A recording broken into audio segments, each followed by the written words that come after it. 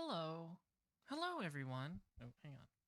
I gotta fix something. There we go. That should be fine. That should be better. The audio volume changes by the day, I swear. I'm readjusting it all the time. I don't know what the deal with that is.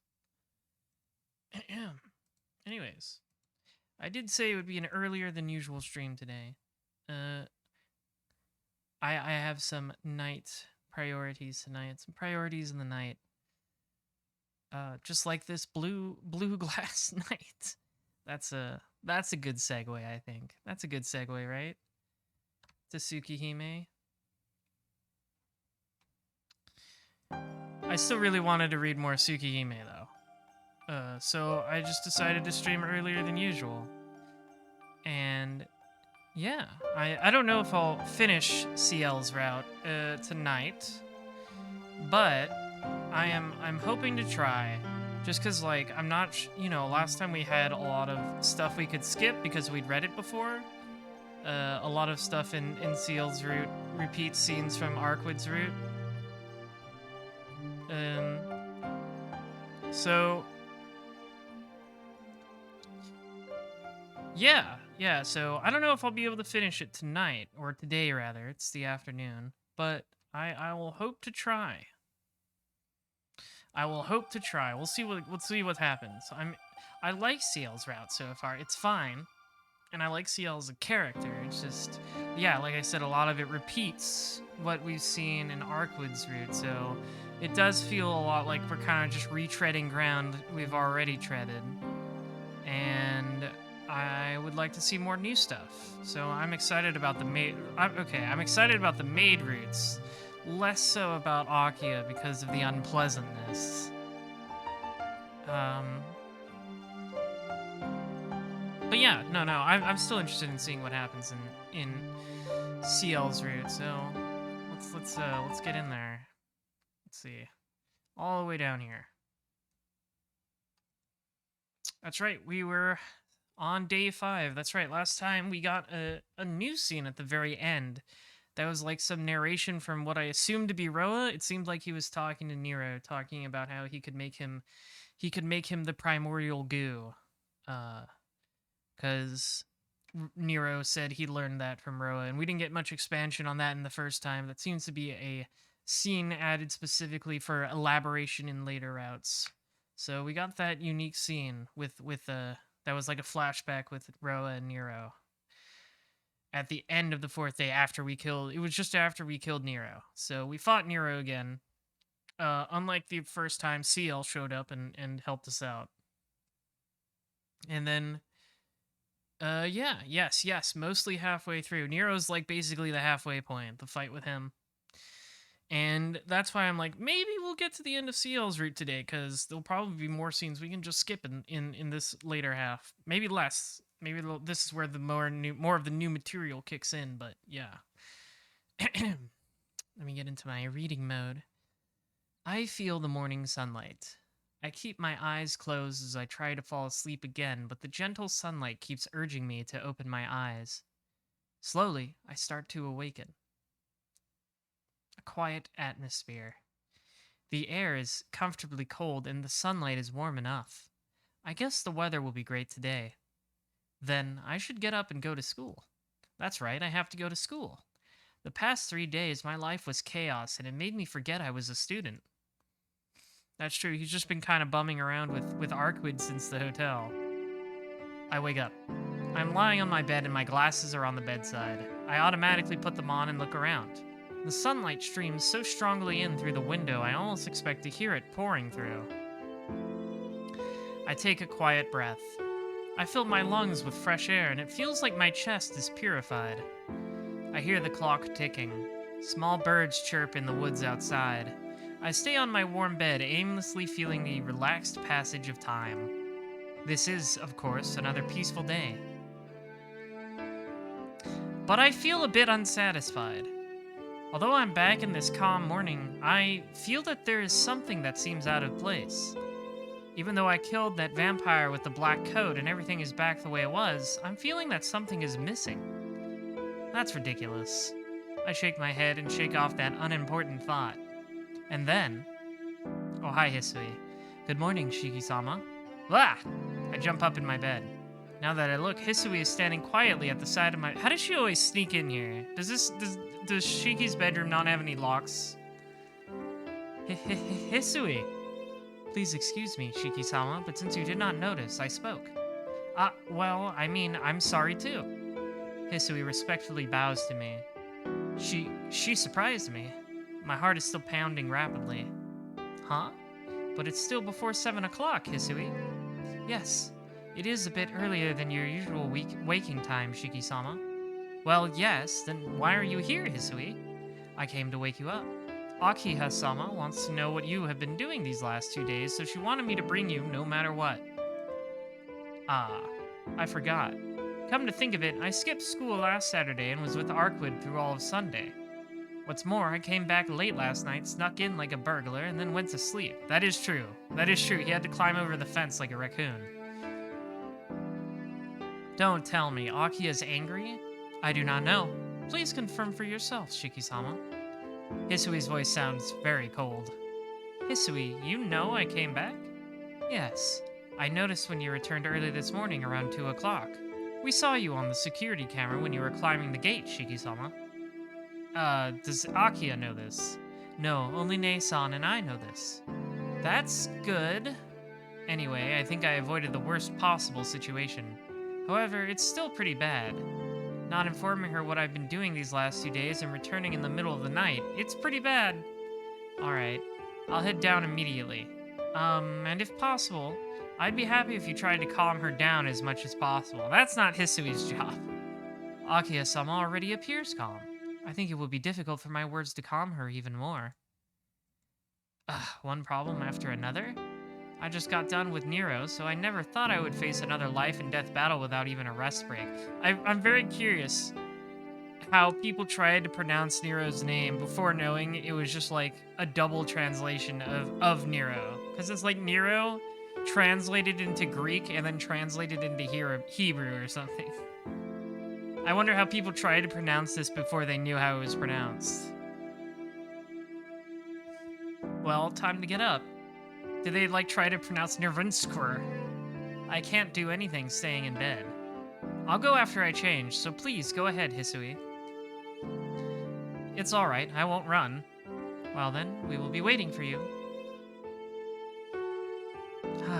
Well then, I should change quickly so Mistress Akiya may pass judgment on me.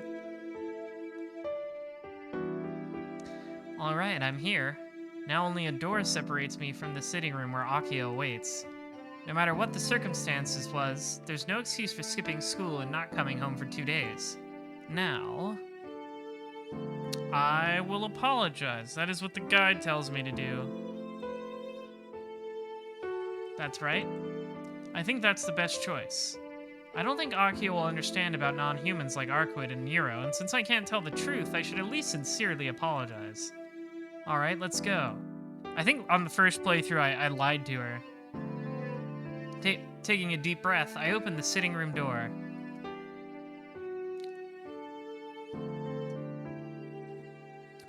In the sitting room, Akiya is on the sofa and Hisui is standing by the wall. Good morning, Ne-san. Her gaze is telling me I am angry.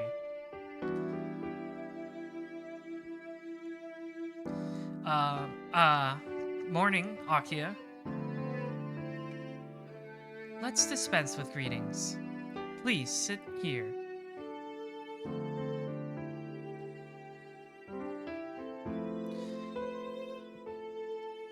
I wish to speak with you, Ne-san.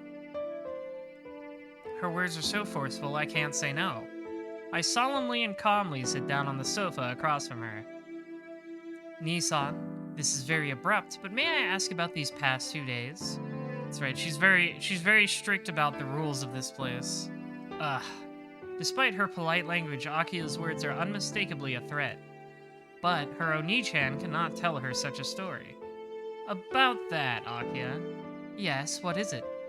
I'm sorry, but I can't tell you.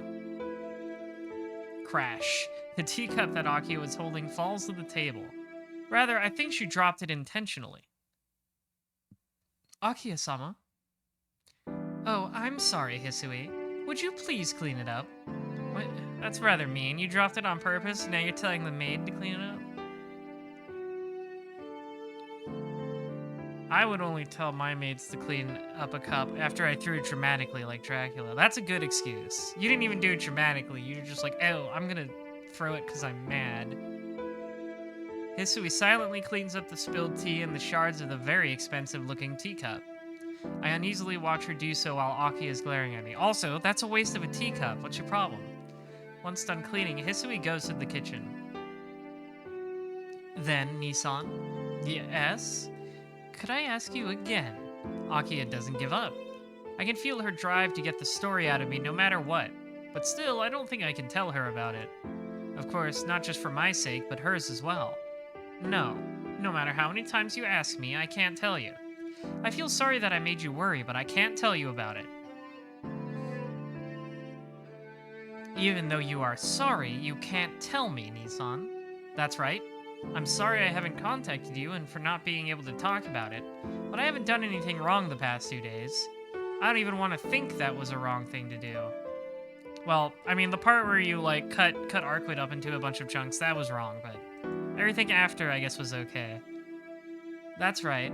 Even these past 2 days were simply kill or be killed. I want to believe it was the right thing to do. I did it to help Arquid, but most of all, I do not regret killing that cannibalistic monster. At the very least, there will be no more victims killed by having their blood drained.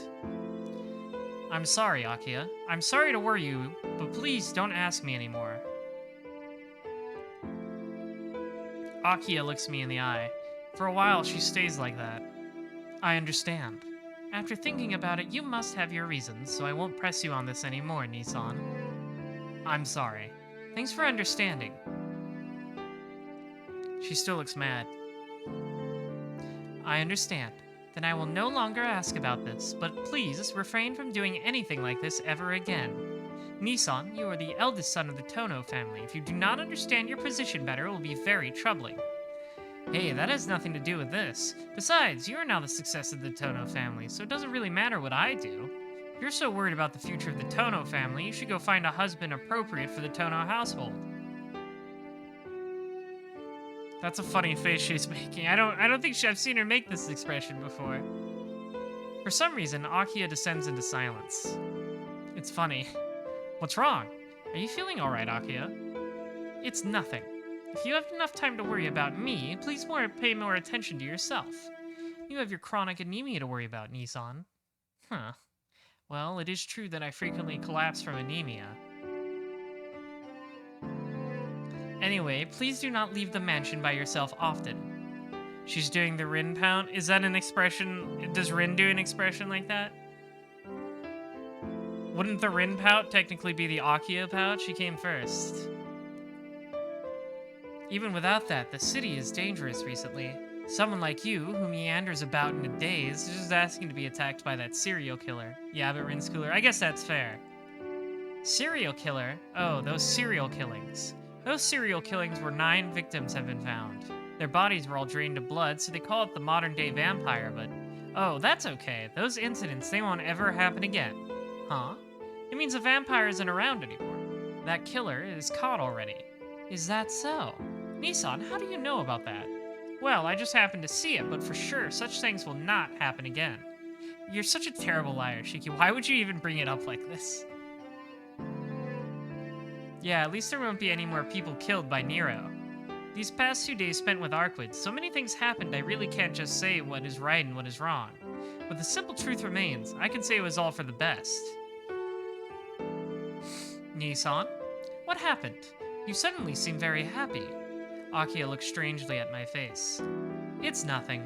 I just feel that it is finally over. A smile unconsciously creeps over my lips as I answer. It's 7:30. Shiki-san, breakfast is ready. Kohaku-san's cheerful voice rings out from the dining room. Well, I'll go eat breakfast. Isn't it almost time, Akiya? Don't mind me and go ahead. Yes, I know, Nissan. Maybe it's because of our conversation, but Akiya is in a good mood. That's true, that is less of a scowl than she usually wears.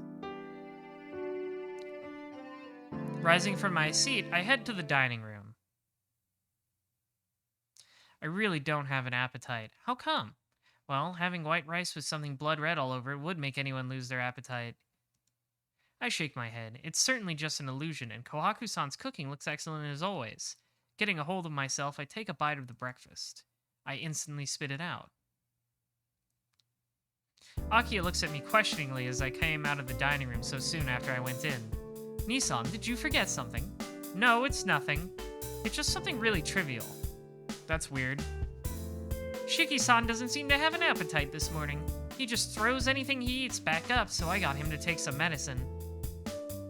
Eh? She said medicine, but it's really just some vitamins. I had a bad dream last night. I should settle down in a bit, so I'll eat at school.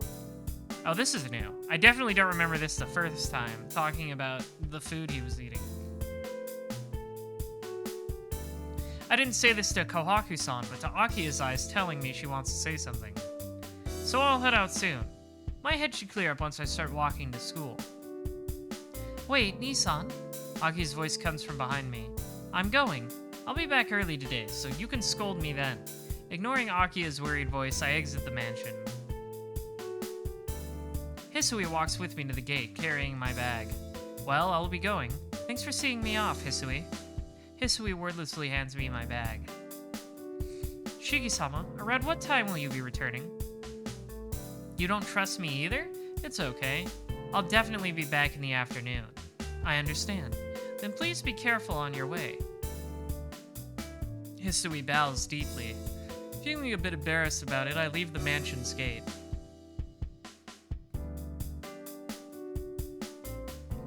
At the intersection, there are only the figures of my fellow high school students.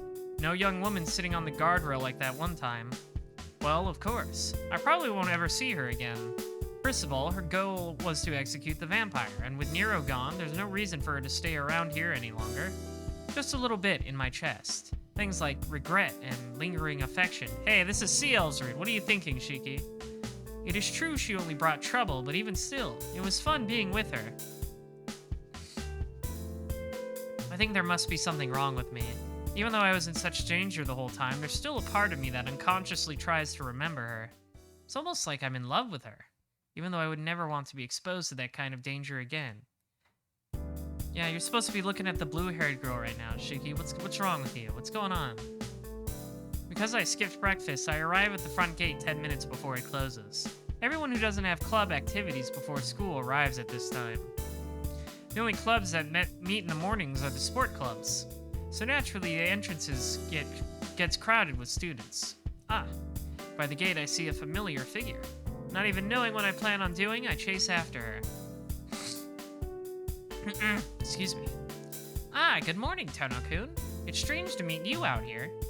Yeah, I saw you from behind, so I ran after you. Could you phrase this literally any other way, Shiki? There was something I wanted to ask. I sneak a look at her face. Yes, what is it? She faces me with her usual gentle smile. I should ask about last night. Yeah, I can definitely see why the CL route in the remake basically just got a totally different treatment, because so much of this is just repeating stuff from the Arkwood route, and it gets kind of awkward when it still feels like you're spending more time with Ark than you are with CL. I gather up my courage and ask her about last night. Senpai, last night, were you in the park? I thought I saw you wearing something like a black coat with your skirt flowing in the wind. See, normally, or at least not quote-unquote normally, but in Arkwood's route, the first time we saw her in her cool hero outfit was the first time we met Roa, so this is happening much earlier. So I guess it gives us more time to develop a relationship with her. What is that? Well, yeah, the high-lace boost suited you. I was kind of fascinated. You looked really cool. Huh? Senpai tilts her head. She frowns like she doesn't understand my words completely and then denies it. I don't quite understand, but you're saying that I was near your house 2 nights ago looking like that? Yeah. Senpai, that was you, right? No way. Tono-kun, are you saying I look like I really have that much free time? Senpai is really angry. She can't be playing ignorant or lying. No, that's not it, but I just saw someone that looked like you in a park last night, so... Senpai gives a sigh. See, even this scene is kind of a repeat of a scene from Arkwood's route. It just took place after you met Roa the first time. He would just say, "Oh, I met you outside my house, where Roa jumped me."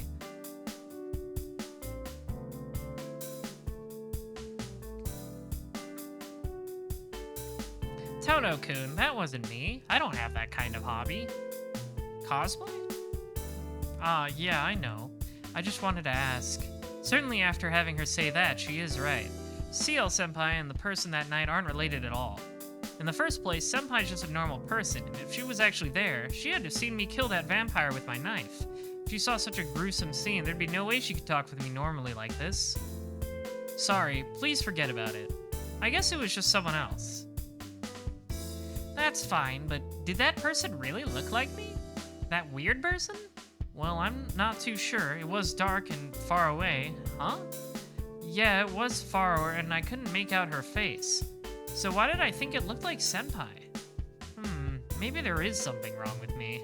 I cross my arms and think.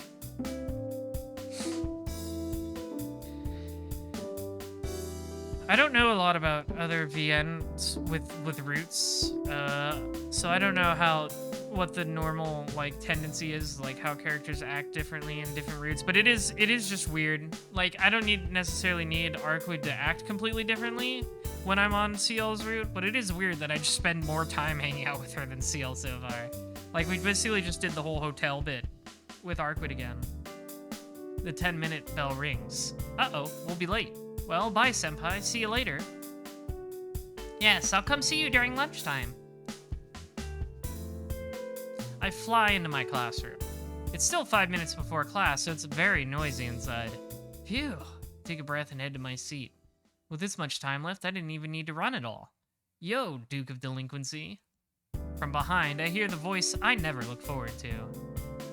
It's our boy. What's going on, Tono? I never heard you were skipping class. That's a lot of trouble. You have to tell me when you skip school and go play. Arihiko says those preposterous words with an unbelievably happy expression. Why would I have to tell you when I don't go to school? Isn't it obvious? When you don't show, neither does Senpai, so it's bad unless I think of something ahead of time. What's bad for this guy? But seriously, what happened? Since middle school you've had anemia, but never skipped school. Well, you did a cool trick several times, leaving as soon as you arrived. It's kind of like that. I made it to the intersection and felt bad, so I went back home. Both you and Yumizuka seem to be acting like bad students lately. Yumizuka's a yellow girl, right? She's in Melty. The rootless girl. She doesn't have a root in this one. She's getting one in the remake. It's weird how they keep bringing her up, but she shows up in one scene. She's shown up in one scene, one exact scene.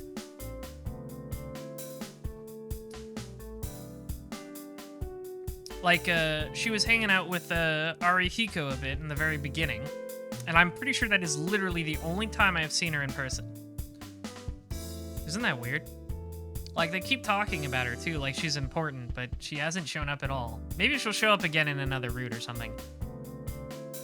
I know she doesn't have a route of her own, but I still expected her to show up more than not at all. Well, I'm guilty as charged, but is something wrong with Yumizuka-san? Her? She's been absent lately. She was always such an honor student, so I think she might have been stressed out. But I bet she can't call a raise because she has a bad hand. Arihiko's words are always very unique. Yeah, I don't even know what that phrase means. While we are talking, the homeroom chime rings. Well, I'm off. Since you skipped Saturday, make sure you study hard today. Yeah, look, I understand that much, Hot Chat Stream. It's just weird that they keep referring to her, and then she never shows up again. It makes me wonder if there was, and also the fact that she's getting a route in the remake makes me think that maybe, there was, more plans for her initially that just fell through. They just ran out of time to implement, or ran out of the money to implement. Because, I mean, this was Nasu's first major visual novel, And it was made with probably what seems to be exactly $5, so...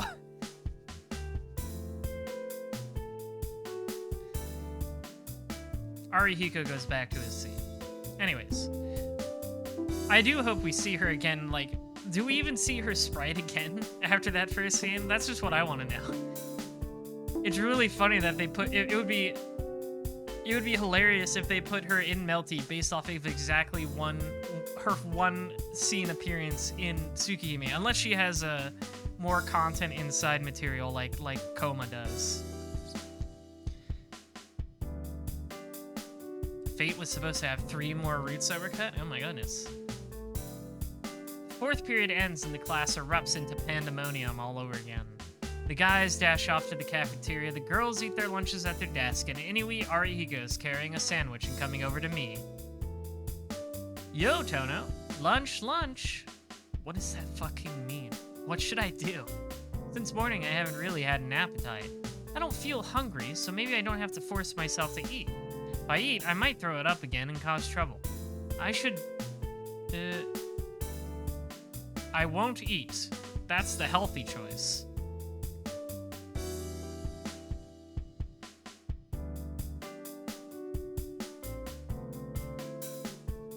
I won't. Skipping 2 meals won't kill me. I'll pass. Do what you want. Seeing a vision of food with something red on it isn't something I want to do again. To be honest, I'm already feeling bad looking at Arihiko's sandwich, because there are many bright red tomatoes in it. Shiki just has an aversion to the color red now. What's this? You're becoming more and more unhealthy. Is your new lifestyle not suiting you that much? That might be it. They complain about me being late when I wake up at 7 o'clock and the curfew's at 8 o'clock. If I spend the night somewhere without asking, they interrogate me afterwards. It's like a prison, right? Isn't that alright? It's a proper life. Early to bed and early to rise, right? You won't be able to grow up to be a good guy if you burn out when you're young. I agree, but you seem to lend the argument more strength than anyone else can. Yeah, this seems a bit hypocritical coming from the dude who said he, goes out at night to pick up chicks and stuff. As the ultimate counterexample, that is. Oh yeah? You're pretty honest today. Alright, I'll spit the sandwich with you. I said I didn't want to eat. Don't worry about me and eat. Lunch will end soon. Okay, down the hatch. Oh, not itadakimasu this time? This time we'll translate it. Arihiko holds the sandwich with both hands and begins to eat.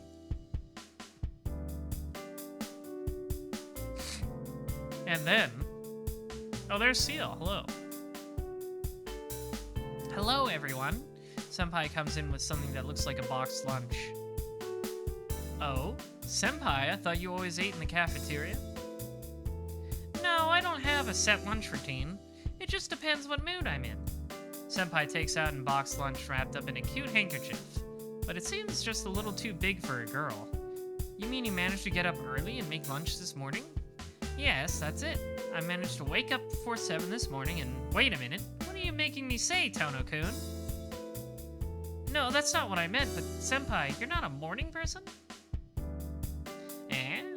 Yes, I'm not. Not good at waking up early. Senpai suddenly looks like a student being scolded by a teacher. This exchange is a little weird. My family owned a bakery, so we'd get up very early every morning. But I'm terrible in the morning. My father would always get angry when I was a kid. What? A bakery? Me and Arihiko look at each other. You must be imagining the same thing I am. Seal Senpai kneading dough with those white fingers of hers and baking it. My daily battle with my father lasted 10 years, but in the end he gave up and told me working 2 people's worth is better than trying to train me. Since then, I can make up when I want to. Seal Senpai sticks out her well-developed... Normal behavior. Shiki, please. Oh, is that so? I'm a little surprised. You seem so reliable. Yes, I always try hard not to make any mistakes in front of you. But really, I'm more of a clumsy person. Yeah, maybe she is a bit clumsy. Come to think of it, I really started to get close to Senpai when I saw her, an upperclassman, all alone in the courtyard fixing those splints and helped her out. A really clumsy person would never do something that wouldn't benefit them the least bit. I see, but I like people that are clumsy. I can relax better with them. Yup, Arihiko agrees next to me. So, since you're not a morning person, you usually eat in the cafeteria? Yes, although usually eat in the cafeteria, there are times when I make lunch. Aren't you two part of the cafeteria group? Nah, it depends on what mood we're in, too. When we were freshmen, my sister made me something, but Tono here would always eat in the cafeteria or buy bread, so I end up doing what he does. I see. So Tono-kun is a person of many moods. Yeah, I'm not really sure what this conversation is about anymore. Yeah, being with him will just drain you out, so be careful, senpai. That's true, senpai agrees, and she opens her lunch. The round box is half rice and half side dish. It's pretty much a normal lunch, but it seems a little large.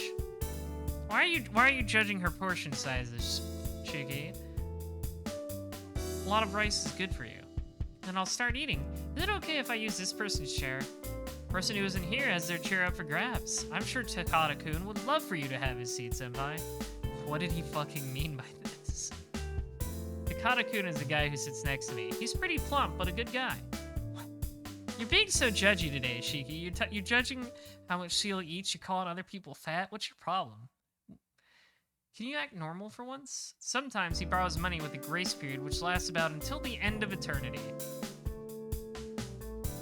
Senpai doesn't put her lunch on my desk, but puts it in her lap. Next to her, Arihiko starts opening his second pack of bread while still standing up. Next to these two, I stare aimlessly out the window. Huh? Tono-kun, are you not eating?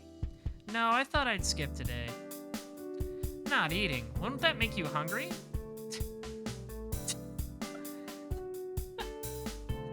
I don't know, something about that line is really funny. People eat when they're hungry. So true, bestie. I'm not hungry, and skipping lunch doesn't affect me that much. Wow, that's amazing. If I skip a single meal, I can't function. I just collapse of hunger. It's a little embarrassing. I've always eaten more than most people, and I still get hungry. Not at all. Senpai, you've developed a... Alright. You've developed a lot more than other women. I'm sure you have a lot to eat to maintain that large... The dudes are not rocking today, I'm gonna be honest. Usually the Arihiko is a very good example of dudes rock, but he's not on his best today. Yeah, Arihiko speaks the truth. To tell the truth, we both want her to eat more chrome horror. Is Senpai embarrassed or shy? She makes a face I don't quite understand. Well, I'm sure she's probably happy. But Tono-kun, will you really be alright if you skip lunch? I'll be fine. Skipping meals during the day isn't that rare. I only didn't eat breakfast, so I'll probably be fine until evening. Wow, Tono-kun, your body will break down with that kind of lifestyle. It won't break. This is more of a mental restriction. Well, thanks to an accident long ago, my doctor told me it wasn't good to gain weight, so it's better for me to skip meals once in a while. I don't think he meant to go the exact opposite direction. Huh. Yeah, it's weird how Seal doesn't, like, react to this sort of thing. I guess she just doesn't care. She just lets it just, like, duck off the water's back. Or she just has no brain in there. I'm honestly leaning towards that one. Huh, I guess even guys still think about their diet after all. Senpai looks up at me for some reason, and after thinking a little bit, closes her lunch. I just remembered I had something to do, so excuse me. Gathering up her things quickly, she disappears like the wind. Huh, how cute. Arihiko comments on Senpai regretfully while watching her leave. Thanks, Arihiko. Thank you for that parting comment. After class, the room quickly fills with the gloom of dusk. The sun is sinking below the horizon. There's no one else in the classroom. I'm the only one who likes sitting here and doing nothing. The room is painted red. I don't like watching the sunset. It makes me think of blood and reminds me of the events in the past few days. Still, I don't particularly feel like going home. I stare blankly out the window. Red sunset. Ow. The old wound on my chest hurts. The color red. Something red. Such as human blood. Lots of blood, sticky, with a strong smell. It hurts. My glasses are on, but my head hurts. Why? Throbbing pain. My head. Why? My head. Why? Throb. Why? Ow. Oh, he's fallen and he can't get up. I start to pant heavily. My breathing is ragged. I'm horribly getting worked up. I'm irritated. There's something I can't stand and I can't calm down unless I take it out on something. Is it Tono-kun? Oh, there's Seal.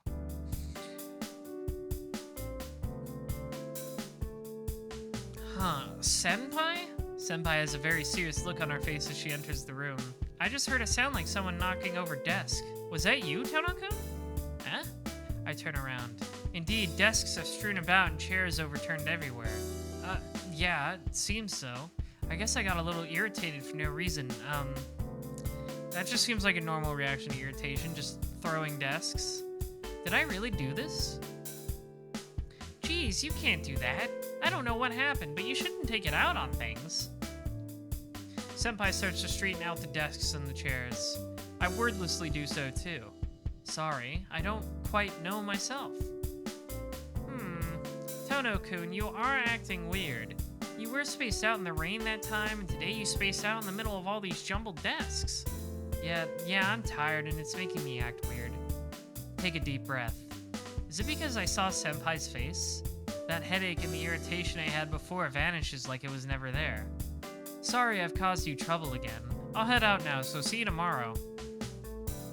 Oh, Tono-kun, are you going back now? Yeah, I nod. As if nothing had just happened before, she gives me a hearty smile. What a coincidence! I was just thinking that I should go back too. Yes, what a coincidence. That was not at all a decision you just made now. Since it happened to work out, can I go back with you? No, I really appreciate the offer, but isn't your house in the opposite direction? We can't exactly walk back together. I know, so we'll be together until the gate. Well, in that case, my pleasure. Yeah, I have to get my things, so please wait a minute. With light footsteps, Senpai runs out of the room. It really was only a minute until she came back. Thanks for waiting. Now then, let's go. She really is cheerful. How should I say this? Just seeing her drives away the clouded feelings I had earlier. Having such a great person ask me to come with her, I have to be punished if I was still gloomy. Okay, let's go. But it's a pretty short trip to the front gate. Ah, that's right. We'll have to go as slow as possible to make it worth it. Senpai starts to walk. I feel like this is her way of flirting. It's kind of weird. Following her, I leave the darkening classroom behind me. Sorry, I'm a little sniffly today. I walk through the hallway bathed in sunset with Senpai. While talking about pointless things, we walk as slowly as possible. There's such a wonderful atmosphere here. Thinking back, I spent the night in Senpai's room. Back then, my mind was filled with the fact that I killed someone, and after that, I forgot about it when I was with Arkwin. If it wasn't for that one night, I don't think I would be here today as I am now. She doesn't bring it up, but I wonder what she thinks about that night. Did it feel like she was just lending a hand to a depressed lower-classman? Like picking up an abandoned puppy cast out in the rain? Senpai, Yes? Senpai looks over to me. Right, when I was going to ask about that night... Ugh, what is that? What is guru? Oh, it's his stomach. My stomach interrupts, growling audibly. I thought it was a sound he was like making with his mouth for a second. It was confusing. No, not growling. It's more like a roar. The silence is a little uncomfortable. Tono-kun, it seems you're hungry. I guess so. Geez, do I get hungry even when I don't have an appetite? I let out a sigh. Looking at me, Senpai smiles. Of course, being human means you have to eat to live. No doubt. Come to think of it, I'm really starving. I hadn't realized it, but skipping breakfast and lunch really did take quite a bit out of me. I don't think I can last until dinner, so I should buy some bread on the way back. Tono-kun, here. Senpai presents me a pouch of cloth she was holding. I think it's her lunch. It's partly eaten, but is that okay? Blushing a bit, Senpai says this embarrassedly. That's right, Senpai only ate half of her lunch today. Finishing someone else's half-eaten lunch is a little embarrassing. I don't care. I'll nod. He's a hungry boy. He needs to eat. Never mind that and just eat. I believe kindness should always be accepted.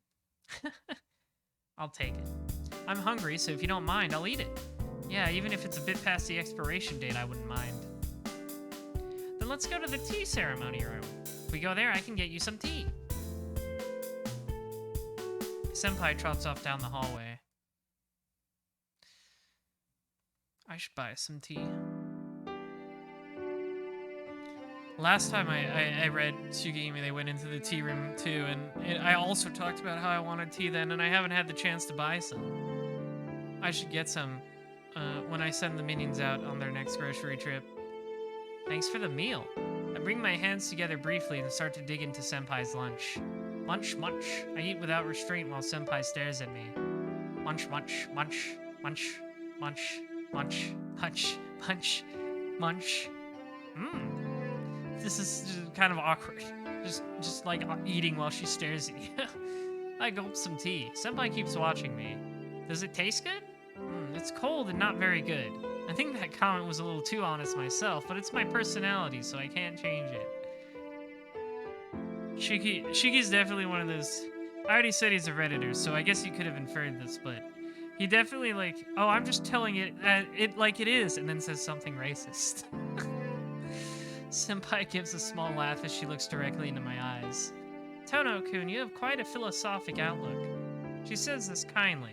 Huh? I don't get you, Senpai. Saying something like that all of a sudden. But it's true.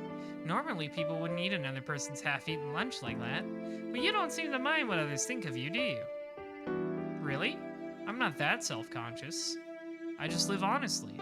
But if living life without caring what others think is philosophical, then this person is much more of a philosopher than I am. If it was me, I could never mend the splints in the courtyard that everyone else ignores all by myself. In my opinion, I think you're more philosophical than I am, Senpai. You're always living at your own pace. It feels so good just to watch. What did he mean by that? That's weird. Are you into that? I speak openly. Of course it was a compliment, but Senpai says, oh, I see, and slumps in disappointment. Senpai, did I say something bad? Yes, because normally that's what they call an old spinster. I'm a girl, so hearing that is a shock. For Senpai, that must mean she's acting old rather than being philosophical. Oh yeah? So does that mean I'm acting like an old man now? Well, excuse me, I'm just a high school student bravely facing the dangers of life. But you can't deny it, because a sitting cushion and a cup of tea really suit you. Always calm, you seem like a retired man. Senpai giggles. I wanted to hear I was more a guy that looked in good in Japanese clothing, but if Senpai says a retired man, then maybe that isn't a bad thing. Oh. Well then, fellow old-timer, how about we have a long chat over a cup of tea? I'd love to keep you company, Shiki-san. With a beaming smile, Senpai pours some tea into my teacup. Alright, that got cute. An hour passes. We talk together until 5:30, then we walk out the gate before it closes and go our separate ways at the intersection. That was pretty cute. I head up the road and draw near the mansion. After a little more walking, I see Hisui standing by herself at the front gate. I wonder what Hisui is doing. Tilting my head to the side, I head for the front gate. Hisui realizes I'm here and bows her head. Welcome back, Shiki-sama. Yeah, thanks, Hisui. I can barely reply since I'm bewildered by the respectfulness of it all. Were you waiting for me to come home? Yes, greeting the master is a servant's duty.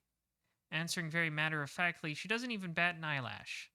Hisui, I'm truly happy you waited to greet me, but that's really no reason to wait outside. I'll come back on my own, so you can just greet me whenever you realize I'm back. Hisui's face clouds slightly. Oh, maybe she was waiting for me to return like this on Saturday and Sunday.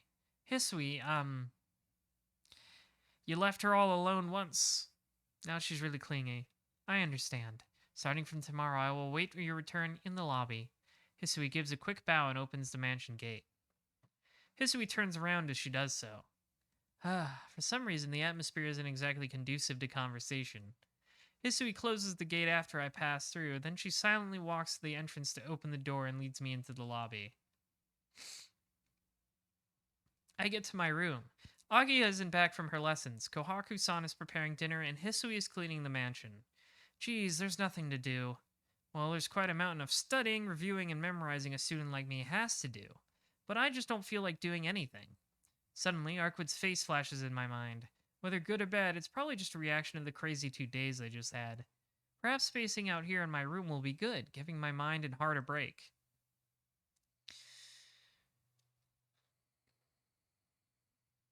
After eating dinner by myself in the large dining room, Kohaku-san treats my wounds and I go back to my room. Akia didn't make it back in time for dinner. Her lesson was apparently going to last a while, so she was going to eat away from home. It's past 10 at night now. It's a bit too early, but since I'm exhausted, I should sleep early tonight. Is this the succubus scene again? Yeah, alright. So I should say seal to get extra seal points. CL Senpai, perhaps? That's dumb. It could never be Senpai. Oh, but it is. Good evening, Tono-kun. Eh? I jump up in bed. Senpai? Yeah, I wanted to see you, so I came. Senpai says this with a smile as if it was the most natural thing in the world. You came to see me? No way. But it's happening. In reality, I'm here right now. That's why I'm saying this isn't real. It's already this late. This is my room too, so it's not a place where you can just come in. It's all possible, because this is a dream. Huh? A dream? Eh? A dream, Senpai? Yes, this is a dream you are seeing. Let's think of it that way. Senpai smiles. Senpai is her usual self, but I feel there's something incredibly wrong with her. Her eyes normally full of kindness now look like they are planning on something. I wonder what. Her polite words are rather making me uneasy. No, what is the most strange is this situation where Senpai is in my room. I steal a glance at the clock. It's still past 3 o'clock in the morning. Such a thing. No, there can't be a realistic dream. I get up from my bed. I try to walk towards Senpai, who's in the middle of my room. Huh? My legs. My legs won't move at all?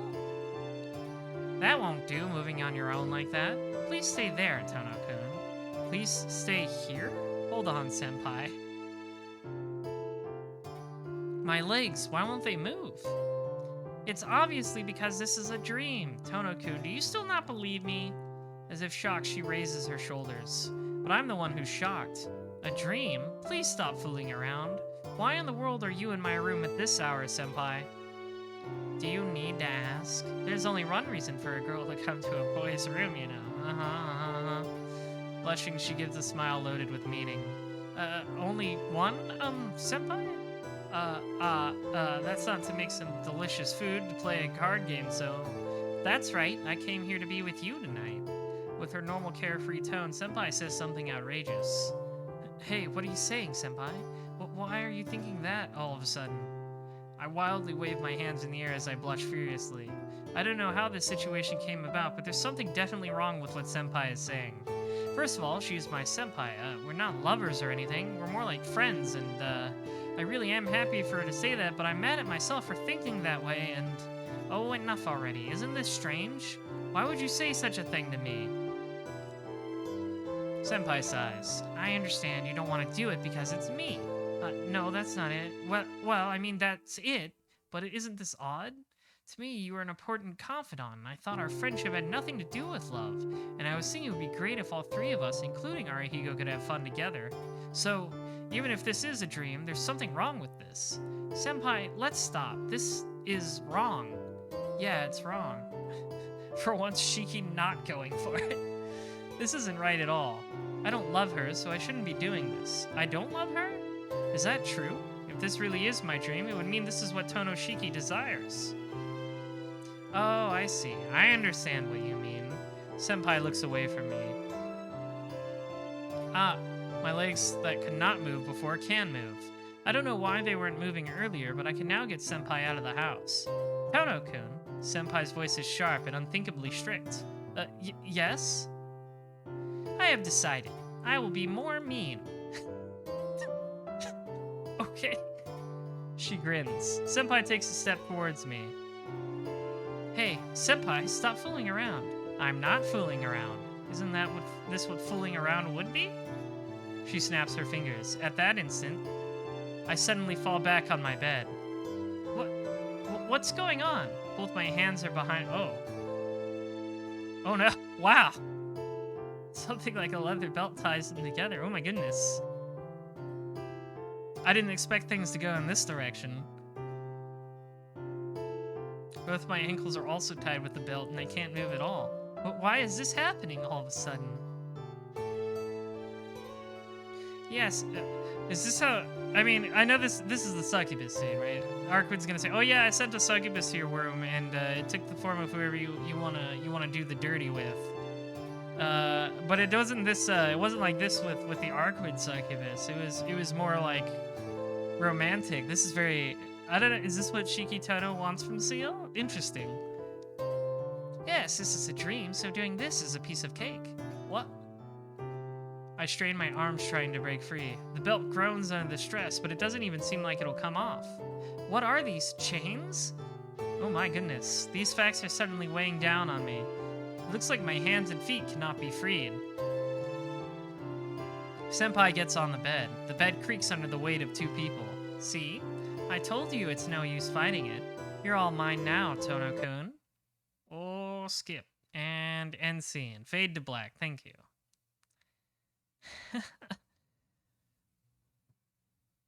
Sixth day, bow in the sky. We will not... Too sexy for Twitch.tv. Morning? I did... You know... One of my friends told me Seal's H scenes are more cracked, are like the most cracked out ones in the game, and I kind of get that impression just from that little preview there. That was it. I did not expect that. That was interesting. Morning? I dazedly open my eyes. Sunshine pours in from the window, enveloping the room with a warm atmosphere. I stare down at my hands. They are a little sweaty. Knees weak, palms sweaty. My body is drenched in sweat as well, as if last night was incredibly hot. In more ways than one.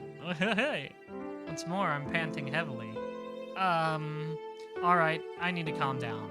First, I catch my breath and then close my eyes. This is my room. It is before 7 in the morning. I am the only one here, and of course Senpai is nowhere to be found. Just as she said, it was all a dream. Yeah, I know. I know it was a dream. Now that I'm calm, I know she wouldn't ever do anything like that.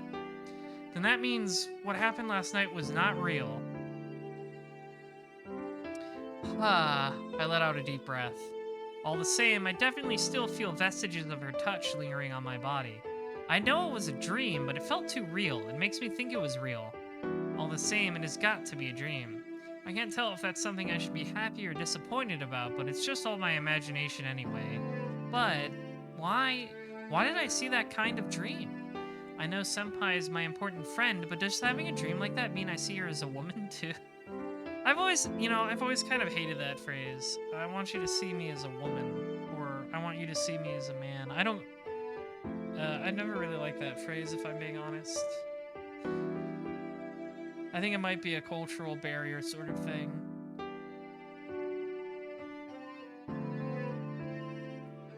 Like, I don't understand. Like, I understand the actual meaning of it, but I don't really understand why it has to be, I see you as S.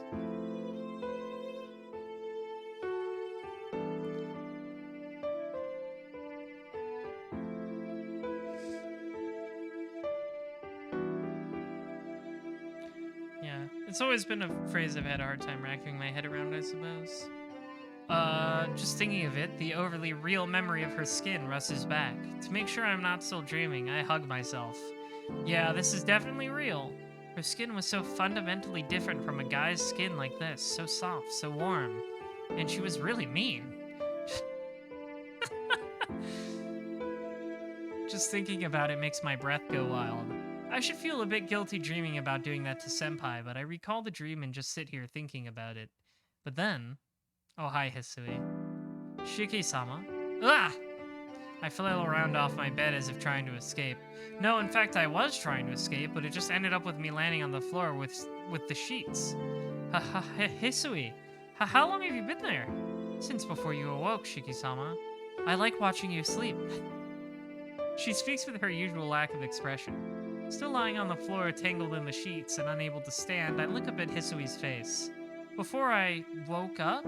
Then that means Hisui saw my face when I was having that dream? My face turns deep red. Hisui just stands there, expressionless as usual, and makes no attempt to speak. Did I look strange? I do not wish to describe it. Ah, I knew it. Hisui is literally like, I do not see it. I am not looking. I knew it. I must have looked really weird. But if you insist, Shiki-sama, I can describe as accurately as I can. No, you don't have to do that. My face still flushed, I speak in a fading voice. Hisui-san? I give a cough to clear the silence. Adding san to her name is a clear sign of my vulnerability. What is it, Shiki-sama? I'm going to change, so would you mind waiting outside? Or rather, I'm so embarrassed I just want her to leave. But Hisui doesn't obey today of all days. Once I can confirm you are awake, I will leave the room, Shiki-sama. Huh? Is she joking?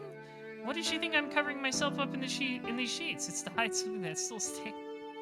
That's right, I forgot that he said this last time.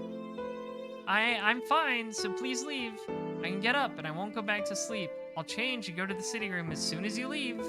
Shiki-sama, are you hurt and unable to stand? Hisui approaches me out of worry. Hisui, come on. Take the hint. No, that's not it. I'm standing. I mean, I can stand, so don't worry about it. I crawl, pulling my sheets like a slug, and gain some distance from her. Using the bed as a barrier, I get far enough away. Then please excuse me. I will prepare your breakfast, so please come after you change. She has got to be suspicious, but she bows and leaves the room. I was so surprised. The contents of my dream were surprising enough, but knowing Hisui saw me while I was dreaming is very troubling. Or is it my own fault for having that kind of dream about Senpai? I guess it is my fault. With a good person like Senpai, why did I have a dream like that? I give a sigh of self-loathing, but I can tell that I won't forget that dream anytime soon. After calming down sufficiently, I head to the sitting room. As usual, Akiya is sitting on the sofa, elegantly sipping tea. Good morning, Nissan. You are certainly up early this morning. She must be happy I woke up because she greets me with a smile. Yeah, good morning. There were, well, a lot of things going on this morning. As soon as I see that, I suddenly recall the memory of Senpai's touch. Ugh. This isn't good. I can tell my face is blushing beyond my control. Nissan? A brief clamor. What's wrong? Your face is red. Do you have a fever? Rushing over to me, she looks up at me from below. But in doing so, from this angle, Akiya sighs. You do seem to have a fever. Kohaku, come quickly. Nissan doesn't seem to be well. Akiya calls out to the dining room. Kohaku-san has to be preparing my breakfast in the kitchen. I'm fine. It's just a minor cold, so don't worry. If it is a cold, then I can't let it go by. For you, a trivial illness is a big deal. The strength of your immune system is much lower than most people's. Akiya seems to be fed up and puts her hand on my forehead. The sensation of her cool, delicate hand. That is what those exclamation points sound like in my head. This isn't good. This isn't good at all, so I break loose and run out to the lobby. Shikitono is burned by the touch of a woman. He hates it. Footsteps echo as I dash off. Shiki-sama, have you finished your breakfast already? No, that's not it, but where's my bag? I have your bag here. Are you already going to school? Nodding, I snatch my bag from Hisui. I'm going. Don't worry about seeing me off. Nissan, you've been acting strange. What are you doing with a fever like that? Jeez, I told you it's nothing. Since it's nothing, I'm going to school. I'll have breakfast later, so leave me alone. Leave you alone? Hey, Nissan! The sound of my fleeing footsteps is my only response. Leave me alone. Sigh. Even if it is Akiya, she wouldn't chase me this far. Since we're not kids anymore, she won't stop me from going to school. Phew. I take a deep breath and am finally able to calm down. What am I running away for? Once I calm down, I can think clearly. I didn't do anything wrong, so there was no need for me to run away like that. I don't believe it. I look like a complete idiot. But to go back to the mansion to eat breakfast sounds more dumb. To school then? Letting out a sigh, I go downhill along the residential street. I have already viewed this scene. Let's skip it.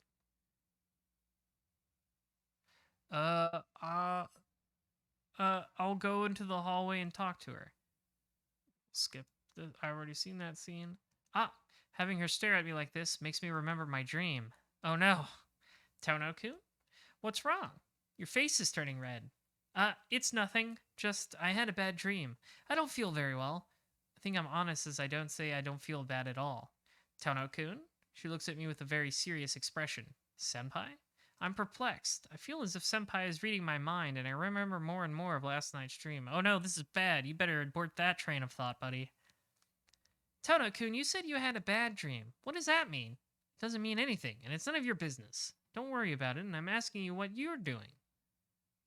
It is my business. Tono-kun, you didn't sleep well last night, did you? Huh? Well, she is right, but Senpai, how do you know about that? Because your face is all red. I don't know if you are sick, but you don't look well, Tono-kun. Oh, I see.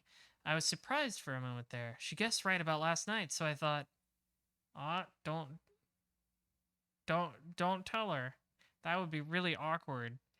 About this dream, Tono-kun. Please tell me what kind of dream it was. Senpai asked me again, as she hasn't given up. Fine. It's not a big deal, really. Just, you were in it a little. I answer reluctantly. All of a sudden. I was in it? Senpai gets mad. I told you not to tell her, dude. Senpai. Senpai quickly takes a step away and stares at me. Okay. Senpai looks like she wants to say something more, but she just gives a quick bow and runs away. I tilt my head in confusion. Then the homeroom bell echoes through the hallway. Good job, Shiki. You're a master of talking to women. At lunch break, that guy who didn't even show up for a single class arrives. Hi, Arihiko. Yo, Tono. Food, let's get some food. He's happy about something, being even more energetic than usual. Of course, food, but you seem to be in a great mood. Did something happen, Arihiko? Yup. I just asked Senpai if she wanted to eat lunch together, and she refused. That's odd. Senpai must be referring to CL Senpai, but this guy seems to get happy when his offer is refused. Hey Arihiko, you have that sort of taste? No, I mean, considering how you dreamed about CL bullying you, you seem to have that sort of taste too, Shiki. No, I'm not finished. So I asked Senpai why not, and she said, if Tono-kun is there, then I won't want to come. Isn't that great, Tono? That's odd. Why have I been friends with this guy since middle school? Oh man, she really hates you, Tono. A rival's loss is my gain, so I'll treat you to lunch today. Arihiko happily slaps my back. Well, I'm happy you're treating me, but Senpai was angry at me? Well, after she asked will Tono be with us and I nodded, her face turned all red. As soon as she heard your name, her face probably burned with anger. Probably? Isn't that a little different, Arihiko? Maybe not. Arihiko's story can't be trusted. Certainly, Senpai did seem angry this morning, but I don't know why she would be. No way, she couldn't have realized what kind of dream I had. If she could figure that out from that one conversation, she'd make a great detective. Hey, stop whining and let's go, Tono. There's only seats enough for half the people using the cafeteria. No,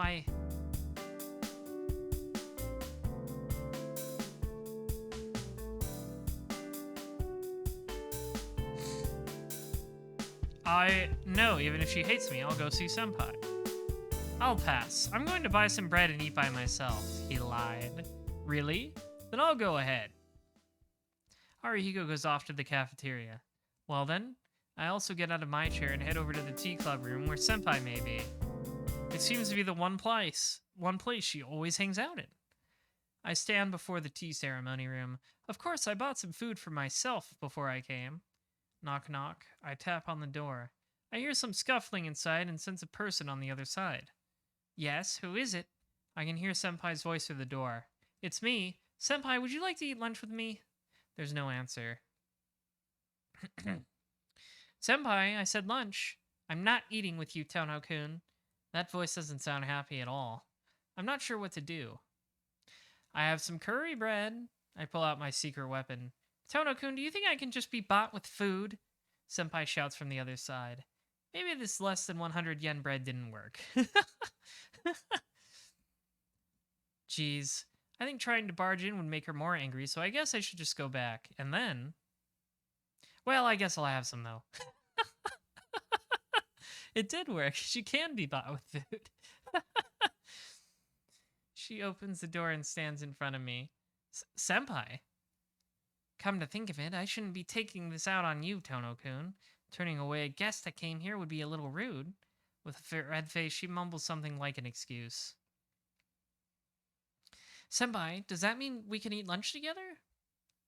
I don't mind if you take it that way. If you like this room that much, then please come in. Senpai goes into the tea ceremony room. Following behind her, I walk inside. I start to eat with Senpai. Even though I got the impression that she was in a bad mood from Arihiko and her reaction back then, it certainly doesn't seem that way. Senpai, I heard this from Arihiko, but you're angry at me? How come?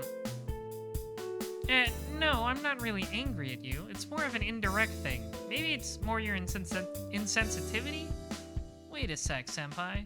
You're normally a hard person to understand, but today you're even more so. You're angry at my insensitivity, that's fine, but what do you mean by maybe? Senpai, you don't understand how you feel? She sighs. I'm a little unsure. I'm not usually concerned with myself. Senpai almost sounds apologetic. Probably I don't like myself. Senpai?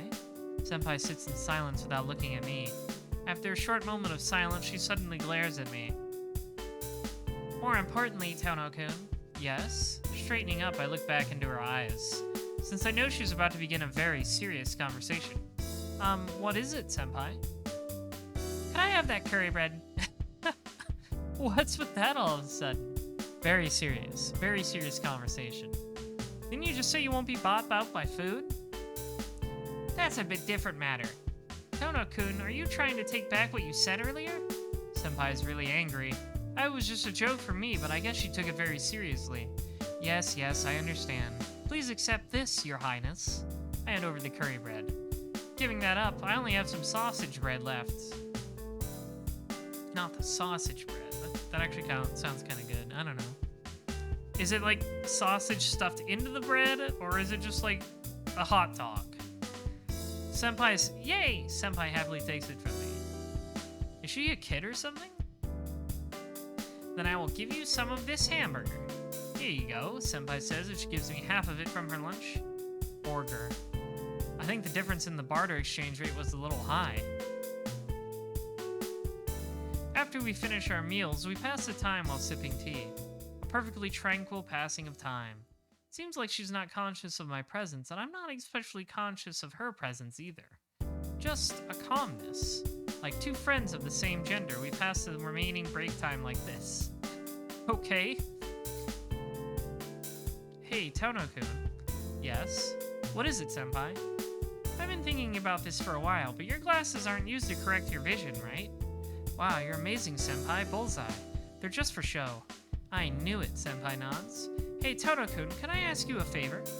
Senpai looks expectantly at my eyes. Not so much my eyes, but my glasses. Just once, could you take off those glasses? The theme of Tsukihime is that when a girl asks you to take off your glasses, that means they like you. I don't know how realistic that is. That would be troubling. Taking these glasses off means I would see those lines, and more importantly, I don't want to see the death of this person close to me. I can't do that. Unfortunately, I've never taken these off in front of others. It's kind of like a vow, so I'll reject your request. I answer clearly. Senpai slumps disappointedly. If you say so, then I guess it's not possible. Yes, because these past 8 years I never took them off in front of other people, but... That's right. That ended with these eyes. I saw the death of many, many things. Oh, what's this?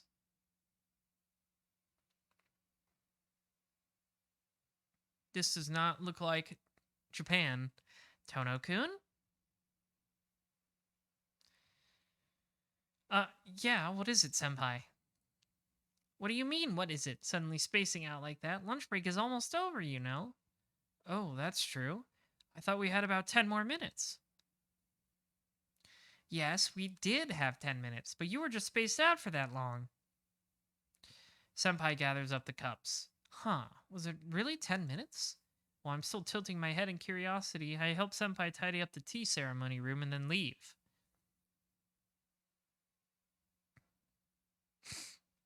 Classes end again with plenty of time to spare. Well,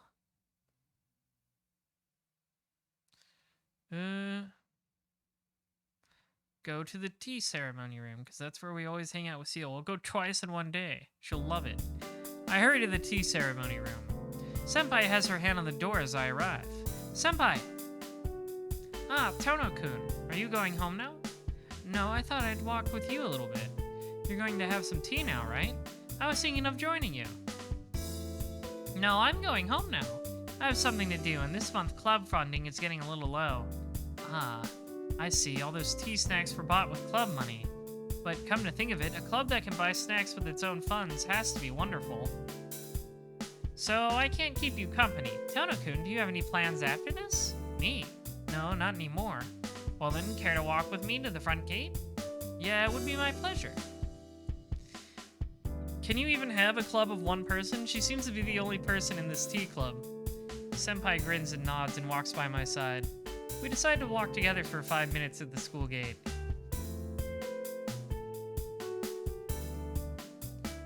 Without any serious talk between us, we arrive at the school gate.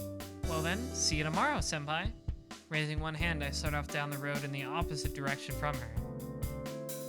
Oh, please wait. I have something I wanted to ask you, Tono-kun.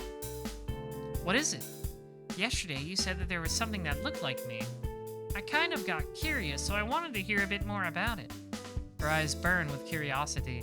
But to me, that's not something I really want to recall. Sorry, I don't want to talk about it. It was just a mistake I made, so it's okay. I look away from Senpai as I give a vague excuse. Is that so? Senpai quickly ends her questioning. You think it's a Japan thing? The club is decided beforehand and sometimes nobody enters? Oh. Huh. Like, students don't make their own clubs. The school just has clubs it's sponsored and anybody can show up even if it's just one person. That's weird. Or, I guess not weird, but interesting. Senpai quickly ends her questioning. But you saw that person late at night, right? Tono-kun, I think walking around late at night like that is pretty dangerous. Those serial killings have been continuing, you know? If you meet that serial killer, that would be terrible, wouldn't it? Senpai, you're worried about me walking out late at night? Yes, you're a good person, so you're the type that'll get easily tricked and put in danger. Senpai looks like she's seriously worried. Yes, her concern makes me extremely happy. Thanks, Senpai, but it's alright. The one behind those incidents is gone. And? Gone? What do you mean? Crap, Nero is a secret between just me and Arkwood. I can't talk to Senpai about it, and besides, it's no use telling her about it. Yeah, that's right. It is dangerous to walk around at night, really. Anyway, from now on, please stop walking around at night. You're a good student. Yeah, I know. I'm not sure about being a good student, but I won't play around at night anymore like you say. Senpai stares at me. Does she not believe me? She doesn't seem convinced. I get it. Then I promise. I stick out a hand. Senpai, I owe you one for that time, so I'll do as you ask. So it's a promise. You want to shake hands? Yeah. We're a bit too old for pinky promises, so we'll shake hands. After standing there a little perplexedly, Senpai takes my outstretched hand. I understand. It's a promise, Tono-kun. She shakes my hand up and down. Well then, goodbye. Let's meet again at school tomorrow. Wrapped up in the sunset, Senpai disappears. After watching her go, I decide to head home too. No more hanging out at night, I promise. I'll definitely not be doing any more vampire hunting. I walk up the road and back to the mansion. It's not quite 6 o'clock yet. There's still an hour until dinner, so I'll kill some time in my room.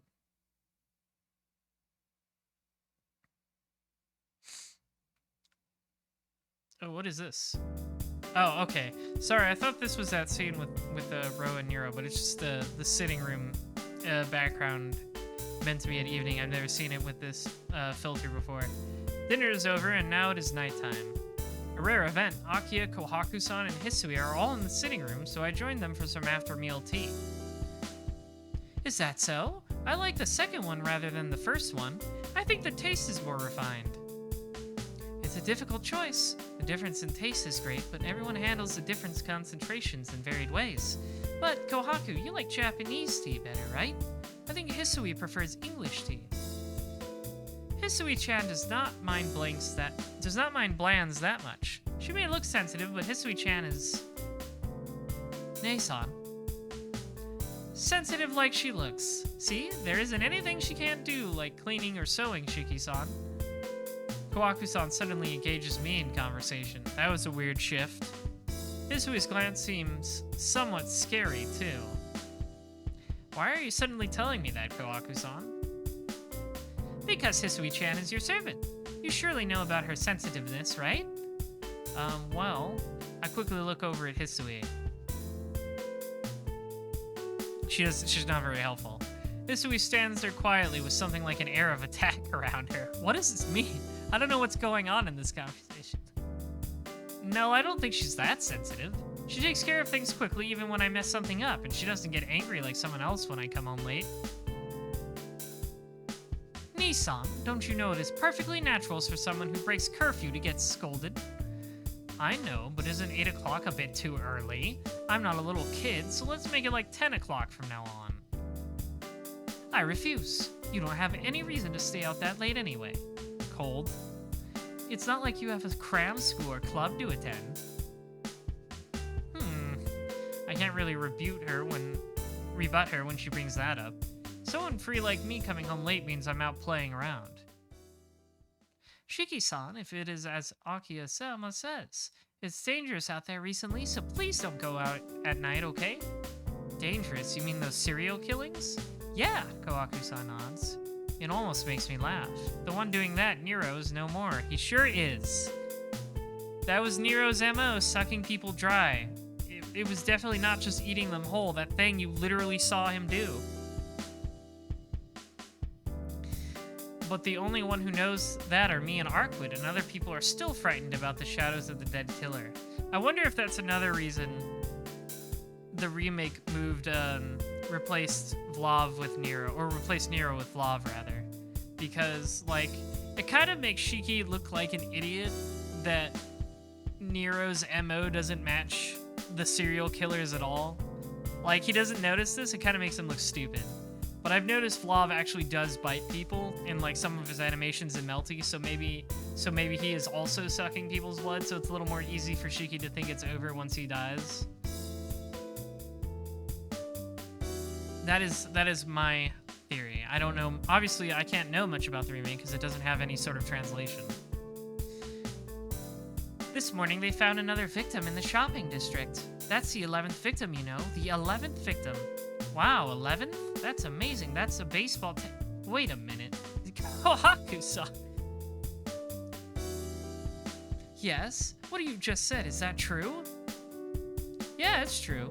It was in this morning's news. It seems like it happened last night, but just like all the others, all the blood was drained completely. What? That's weird, because Nero is dead.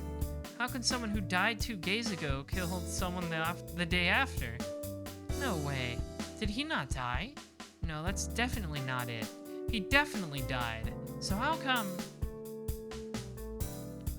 Then maybe the vampire roaming the streets disappeared, but these incidents are still happening.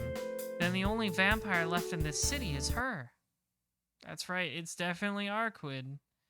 There's no one else it could be. Good night, Shiki-sama. Yeah, good night, Hisui.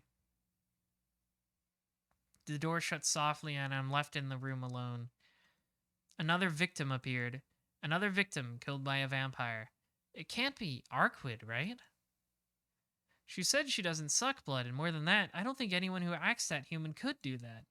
I only spent 2 days with her, but I can't believe she would do anything bad. With her prettiness, her great smiling face, she can't suck someone's blood and discard them on the street. But but there's been another dead body found. I should just meet her once more and ask her about it. Saying that aloud, I quickly act on it. I take the knife I used to fight Nero and sneak quietly out of the mansion. Going out into the street, I start to search for Arkwood. My lungs feel like they're going to burst. I stop running and catch my breath. My body, which was running non-stop until now, wheezes to try to suck in more oxygen. My panting fills the air. This is no good. I can't find her. I ran down the street into her place, but I still couldn't find her. That Arkwood, she's always around when you don't need her, but when you try to find her... I speak those words selfishly. It's been 4 hours. It's almost midnight, but I still don't see Arkwood anywhere. For some reason, I thought optimistically that I'd find her easily once I started looking for her. I want to see her, and when we last parted, she said, "See you later." Shit, where did you go, Arkwood? For some reason, I'm getting very annoyed. I keep thinking I'll see her soon, but I don't. This is killing me. I thought we'd see each other again. What is that? It's like I'm in love with her, but that... Hey, come on, we're playing Seal's route. Don't go getting memories from other routes now. That would ruin your chances with the blue hair glasses girl. That's stupid. Forcing a grim smile, I shake that thought from my mind. I'll check out the park, and if I don't see her there, I'll go back. Taking a deep breath, I walk to the park. 2 nights ago, that park where so much happened, the park where I parted with Arkwood.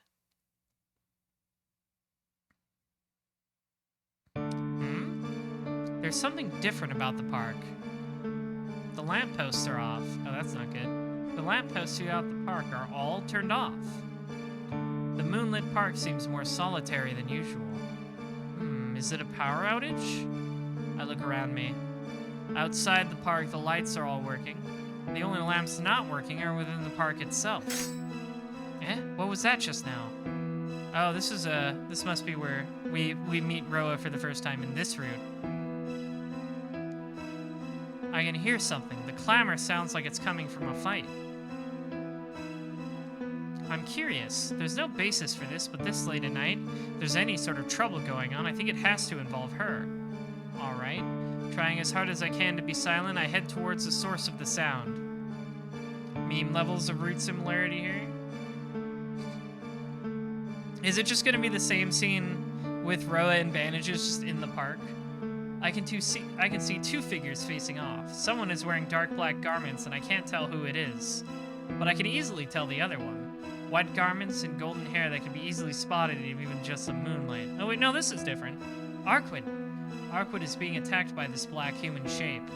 That black human shadow is carrying something like a sword, and it isn't something like a simple fight. Sword in hand, it jumps towards Arkwood. Arkwood deflects the blade, coming in towards her chest with her hand and lightly contacts the chest of that black shape. In the next instant, that sword-wielding shape flies through the air like a soccer ball. The thump, roll, roll, roll. Falling down on the brick pathway in the park, it keeps rolling as if easing the fall. No, to be more accurate, it rolls right towards me. It's dark and I can't tell, but in front of me the shape stops rolling and regains its feet. Oh no, wait, this is where they fight a bunch of zombies.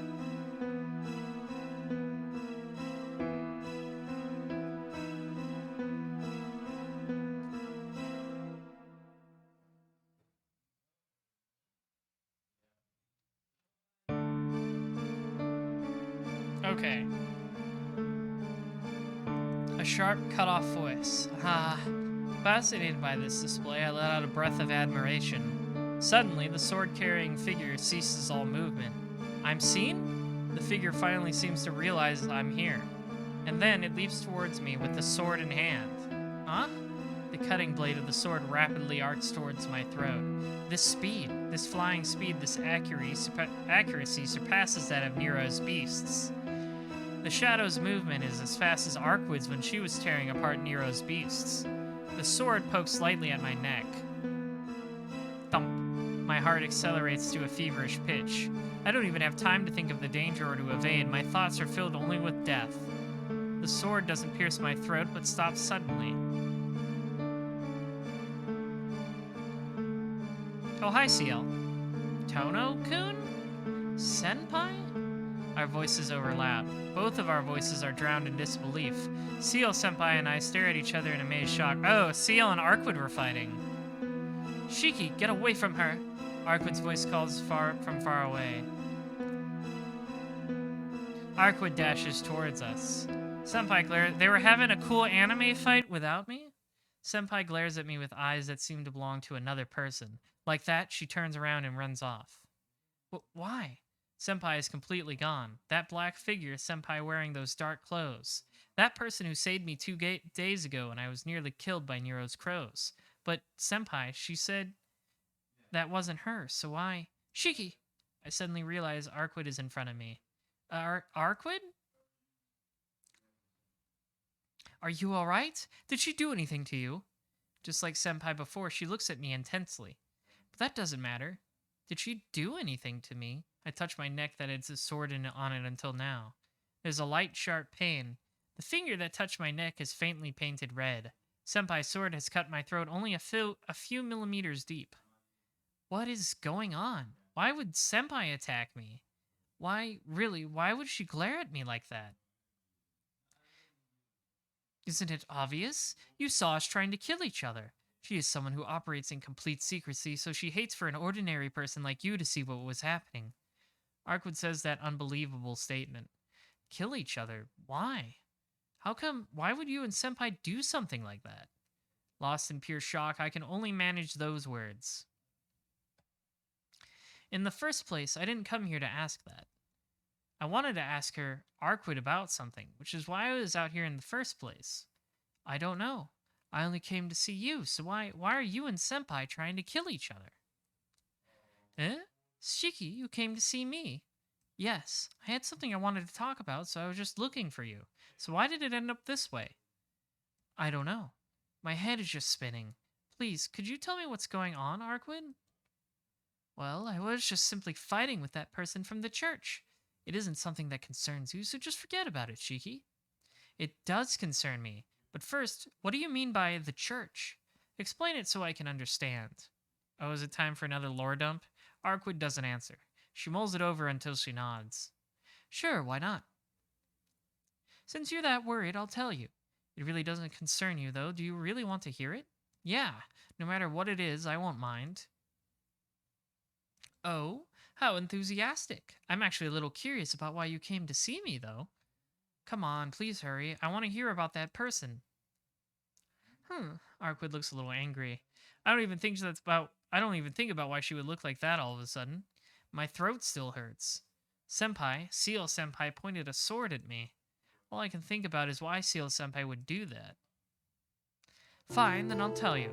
The dead apostles are vampires that try the utmost to conceal their existence. In order to live, they must suck the blood of humans, so victims will always appear as long as they exist. But there's not too many stories of people being killed by vampires, right? Do you know why that is? Arkwood, I didn't ask about vampires. Sheesh, I'm trying to explain it to you in order, Shiki, so please answer, okay? You just gotta bear with her. Look, even when the vampires kill people, they try to hide it from the surroundings, society that people like you live in. They seek to hide themselves and try as much as possible using magic and other things to camouflage their victims and make it appear natural. Do you know why? Well, it's because humans aren't stupid. They find out monsters like that exist where they live, they'd attack them. Even though humans are weak, they do have things like police. If there are such things as vampires, an effort would be made to protect people from them. Oh yes, I remember this spiel. I remember we had this lore dump before. Then people would stop walking around at night like what's going on right now. I think they try to hide themselves because that's inconvenient for them. Well, I guess that's true, but police are only a law enforcing group against humans. We don't consider them at all. But it's correct to say that vampires hide their presence for the sake of self-preservation. Shiki, there is a natural enemy of the vampires, a group of something like professional killers that now have the power to balance in their favor. It's true for other transcendent species, but especially for vampires, it is fatal for them to reveal themselves. Even if a vampire made a secret kingdom in a village somewhere in the mountains away from all civilization, this natural enemy would definitely notice if victims keep increasing. Vampires exploit the humans in secret, but for no reason other than self-preservation. The vampires hide their dead victims' bodies not out of fear of not out of fear of human society finding out, but in fear of those natural enemies discouraging them. Their natural enemy? She means someone that fights against vampires, like Senpai, who is wielding a sword against Arquid. So they aren't human either? What are you saying? They're natural enemies without a doubt, you humans. Natural enemies? Us? Yeah. Starting from a long time ago, humans used many kinds of magic, the occult, magical ceremonies to create an organization and started to eliminate primates other than humans. The greatest of these is Christianity, the pride of the Vatican, the exorcists. The Catholic Church always viewed non-humans as impurities, but vampires are considered the most dangerous. There are many religious groups in the world, but the Catholic Church looks at vampires with more hostility than the rest. You know, it's almost an obsession. They are so insane, I don't even want to mess with them. Okay, so it's very similar as Lordum from Arquid's Root, but she's telling more about the church. There's a little more about the church in this one. Arquid lets out a sigh. You should know what I'm getting at by now. The one who tried to kill you was a member of an elite organization that hunts heretics. This group, the Burial Agency, is part of the church. They use their own strength rather than the law to deal with contradictions to Christianity. These hidden exorcists are more like professional killers, being the ones which crush contradictions. Their existence is a shadow, and so they do not come out in front of people. They are a section that should not exist within the organization called Christianity, so they kill all those that discover their existence indiscriminately. That woman, it seems she is now called Ciel, probably came here to hunt down the vampires in this city. Her sense for the enemy is far better than mine. She says this in an irritated manner. Now called Ciel, so she had another name before. I don't have any words to say. Senpai is some sort of an exorcist who's hunting vampires. I just can't believe that at all. I don't know, she was really good with those stakes. Because Senpai had such a gentle, good nature. She can't kill. She's not someone that can handle such things, unlike me.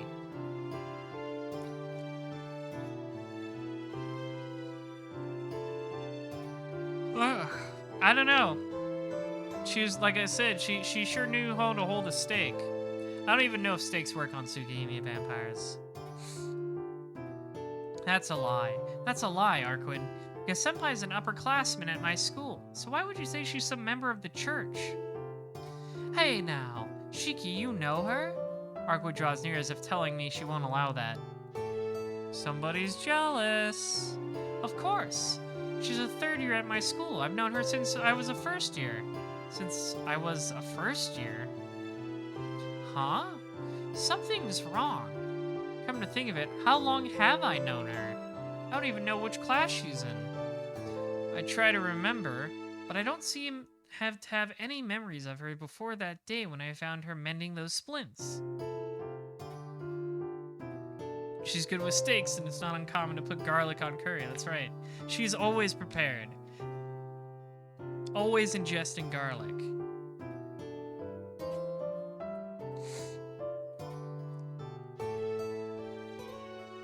So I wonder if CL used some sort of magic that just inserted vague memories of her into everybody's mind so she wouldn't be out of place. Thank you very much, Tono-kun, because she smiled as she said it. For some reason, I felt like I had always known her. This can't be true. First of all, the strangest thing is that Senpai was called CL like it was natural to be called so, but no one calls her with a different name. She was only called CL. How come no one doubted such a name? Arquid, about Senpai, about that person, who is she? Didn't I tell you? She's a member of the Burial Agency. She is a newcomer who entered only 8 years ago, but maybe she has great abilities. She's an agent already having a seat in the perfect number, the 7th. Huh. The 7th, huh? I don't quite get what Arquid is saying, but the number of 7 clearly is a perfect number. Yeah, Christians really like that number. A number isolated from the others. In its solitude, it has nowhere to go. Isolation, isolation. Since it is perfect, the Apocrypha named with that number refuses incarnation. I don't quite get it, but for some reason, those words repeat inside my head. I have no idea what that means, dude. It seems you don't know what it means either, honestly. That's right, the members of the burial agency are highly skilled, so I guess it's easy for them to use suggestion against someone who can't even resist. That woman was probably deceiving you all in order to stay in your high school. Suggestion, like hypnosis? Yes, it can't be very complex order. She probably used something simple like, don't doubt Sia. Yeah, that's it. I always felt something was wrong from the beginning, but as soon as I would see her again, those doubts would disappear. Feeling it is natural for her to be there. Wasn't that one of Senpai's characteristics? I understand, but there's still something else. You said Senpai is a member of that burial agency, so why is she fighting you? They only fight bad vampires, right? I think to the burial agency there's no such thing as a not bad vampire. They seem pretty indiscriminate. So there isn't any need for the two of you to fight, right? They only fight bad vampires, such as those that suck the blood of humans and cast their bodies away. Arkwood, you... What, did I do something? Arkwood looks directly at me. I can't think it. I don't want to think that this person would ever suck human blood. But the truth is, the incidents are still occurring. Furthermore, Senpai, an exorcist from the church, is trying to kill Arkwood. Arkwood, don't tell me the killing yesterday was your doing. That's why you and Senpai were fighting? I grit my teeth. I speak those heavy, painful words as if confessing love toward a girl I like. I mean, with the tone of this VN, it might as well be. Shiki, are you serious? Even I don't want to believe it, but then who did it? Nero's dead already. So that leaves, only you, right? I'm filled with regret as soon as I say those words. I still like her. She saved my life, and those 2 days were still a lot of fun. So I don't want to separate her with her like this. But if she is the vampire killer, And then, smack, my head is hit with a fist. Shiki, you idiot. Arkwood, I wouldn't normally let it be settled with just this, but since you look so pitiful, I'll let that be enough. Smiling, Arkwood hops back. Shiki, you are a great person. What? Having her say that so suddenly makes my cheeks flush. And in addition, you're so honest. I like those things about you. Arkwood smiles happily. Seeing her like that, I can't imagine her sucking on someone's blood. Arkwood Yes, I'm not the killer. It's the work of some other vampire, not me. The knot in my chest disappears. I see. I knew it. Arkwood didn't do those things. I see. It's the work of another vampire. That's a relief. Wait, that's weird. Hold on, Arkwood. You said it's another vampire, but isn't it odd for vampires to come out one after another? What are you saying? There aren't any new vampires. What? But Nero isn't alive anymore. There isn't anyone else that does something like that. Oh, I see. Shiki, you really made a big mistake. You goofed it, Shiki. Arkwood gives an amazed sigh. Remember that time Shiki totally beefed it? You see?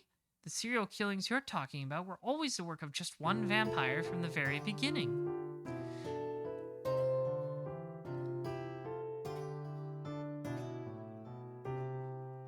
So no new vampires will appear, as Nero is unrelated to those incidents.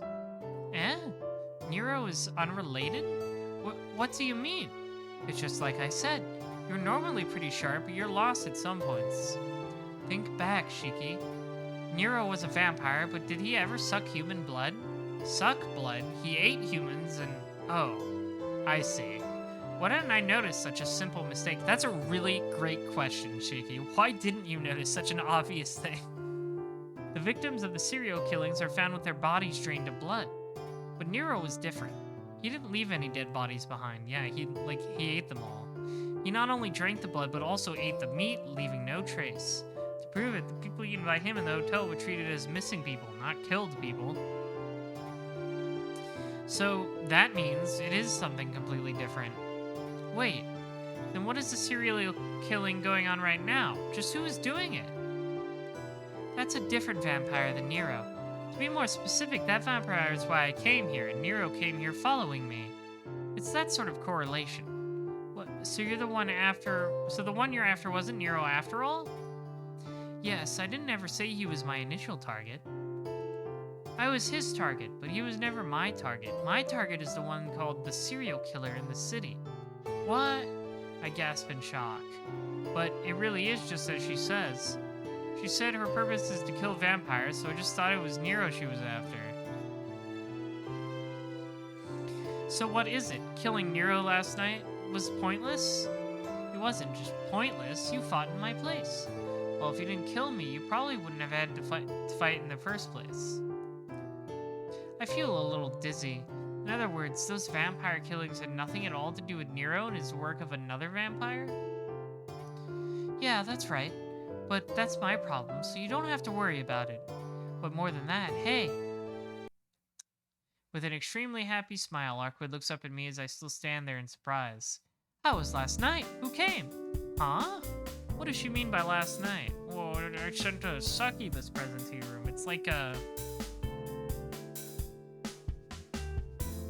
What are those services that, like, you can send, like, a stripper to someone's door? It's like a candygram, but horny. I've heard of this at some point. I don't understand what she's talking about. After all, I'm the idiot who mistook Arkwood's words and made such a stupid mistake, so of course I don't understand what she's saying, and huh? Did Arkwood ask me who came last night? Arkwood, what do you mean by last night? That's strange. I know I sent you a dream familiar. Wait, what's the dream familiar thing? It's like a familiar that lets you see a dream of what you desire the most. You're a male, so I sent you a succubus. Wasn't it a good dream? A good dream? That was... I remember the realistic dream I had and my face turns red. That was your doing? Arkwood grins even more. Crap. If I stayed quiet with this conversation would have been over, but since I reacted so strongly... Ah, so you did get it. So, what kind of dream was it? The dream familiar was supposed to take the shape of your greatest desire, so it felt really good, right? What kind of dream? That's... I'd die before I'd say it. Arkwood, it doesn't concern you, so leave me alone. I look away from her and refuse, but Arkwood keeps saying, come on, over and over. Come on, tell me. You can at least tell me who you dreamed about. She asks like a curious kid. Every time I turn away, she keeps jumping in front of me, saying, come on. Please just let it go. There was something wrong with that dream. Even now that I don't know what I saw in that dream. Arkwood says it's my greatest desire, but I don't want to think that's what it was. Come on, it's totally normal to be tied up, Cheeky. Lots of people like that. Oh, maybe it turned into a nightmare? She does tend to write the story to her liking when fond of her target. She's only a novice, so I guess it couldn't be helped. Arkwood thinks aloud. Writes the story to her liking? What do you mean? I'm saying she interprets your desire in her own way. That dream familiar I sent you is just a child, so she likes to play pranks. Please don't describe the succubus you sent to fuck me as a child. I see. That's a relief. That's right. That dream, it couldn't have been what I wanted. I understand succubuses probably age differently, and you don't mean literally a child, but could you please choose another word? You could have even said immature and I would have been fine. I let out a sigh of relief. With this, my innocence has been proved, but Arkwood, why did you send me such a thing? That's too much even for harassment. I wouldn't harass you. I sent you that dream familiar to thank you for defeating Nero. I really am grateful to you, so I thought it'll be great if it made you happy. Thank me? Well, I'm happy you're grateful, but no matter what, I'll pass on that sort of thanks. Oh, come on. Are you saying you can't accept a person's goodwill? Hey, you're not a person, you're a vampire. Vampires don't have rights. That's true, but... Arkwood slumps her shoulders. How do I say this? Arkwood is very open in expressing her emotions. Being happy, being angry, she changes her expressions so quickly, it's actually kind of charming. I I said she was a vampire, but she really does seem like a human, enough to even make me forget that fact. Ah, the lampposts are turning back on. The previously dark lampposts spring back to life. The park lit only by the moonlight gradually becomes lighter. It seems that woman lifted her barrier. It was supposed to prevent anyone from entering the park, but it seems like you could pass right through. Hmm? You mean the power outage was Senpai is doing? Well, I guess the barrier also blocks electricity or something. Yeah, it's one of their specialties, letting people stay away.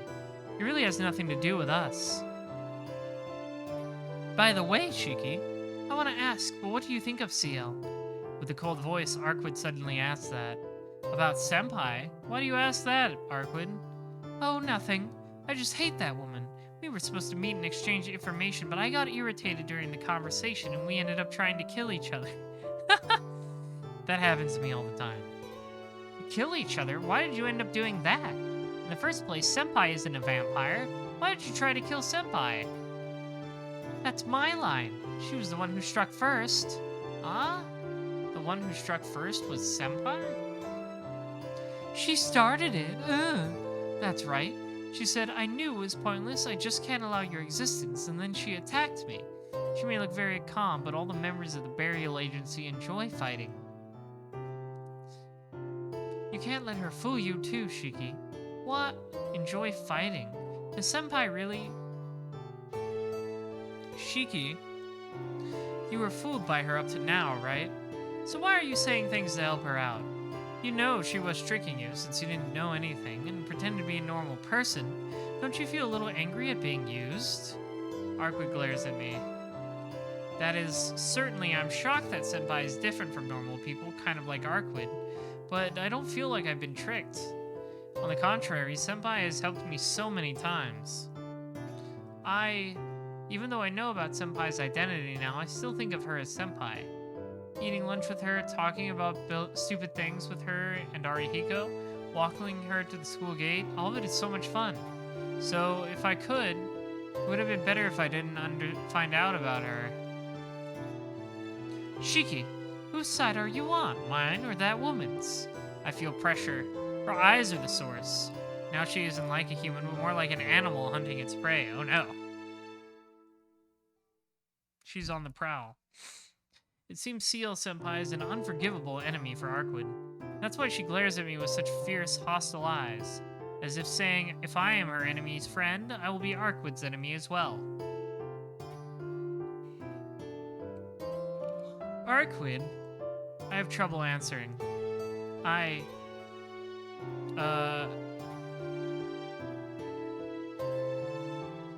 Senpai is dear to me, for sure. Despite all this, don't even want to think that Senpai is my enemy. Senpai is my dear friend, enemy or ally. I can't label her like that. What is this? Then what am I to you? You're someone I can't leave alone, and, I scratched my cheek. Someone I can't leave alone, and I'm concerned about her in a completely different way than Senpai. Even tonight, I was simply looking for her, but I was getting so frustrated when I couldn't find her. It was something I like feeling worried about a loved one. No, there's no way that's true. Certainly she is beautiful, but Look, just give it a rest. Why do you ask me about that anyway? How could I know? Being screamed at irrationally, she screams back at me irrationally. Fine, then I don't know you at all, Shiki. Hey, hold on. Where are you going? It has nothing to do with you. Don't follow me. Is she really that angry? Arkwid walks away without even turning around. We have rejected Arkwid. She's angry at us. We're gonna run into CL's arms now. Her figure quickly fades into the distance. Just where does she plan on going? What is this, taking it out on me like that? Yeah, she's the one who sent me that dream familiar, so I'm the only one who should be angry. Did I do something to make her angry? I don't know. In the first place, there's no way I can understand how vampires think.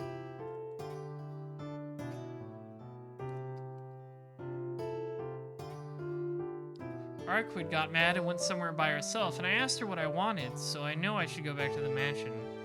But my feet don't even move one step back.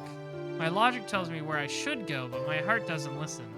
It's been said a million times, but feelings of love and hate, they have nothing to do with logic. Man, jeez. Damn it. Why is it that I just can't leave Arquid alone? Arquid! I said wait! Raising my voice, I chafed after Arquid, who keeps on walking. Surrounded by night, Arquid walks down the street. She looks straight ahead, her white figure with golden hair fluttering. It bears a horrible resemblance to the first time I saw her. No, or perhaps it's like the time she faced off with Nero. For some reason, I have a bad feeling about this. Hey, Arquid. Arquid continues to walk without turning around. She's giving you the cold shoulder. I want to talk to you. You can at least tell me what you're going to do. Of course, Arquid just continues walking without turning around. It'd be miserable if I left it like this. I decide to follow her silently for now.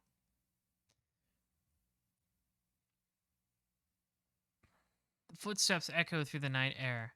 And then, Arquid suddenly stops and turns around. Don't follow me. Don't you understand it's troubling for a normal person like you to follow me around? So tell me what you're going to do and I'll go back. It doesn't concern you, so leave me alone. Arquid strides off once more. Good job, Shiki. You're really good at talking to women. Crap. It seems like our wordless wandering is going to continue.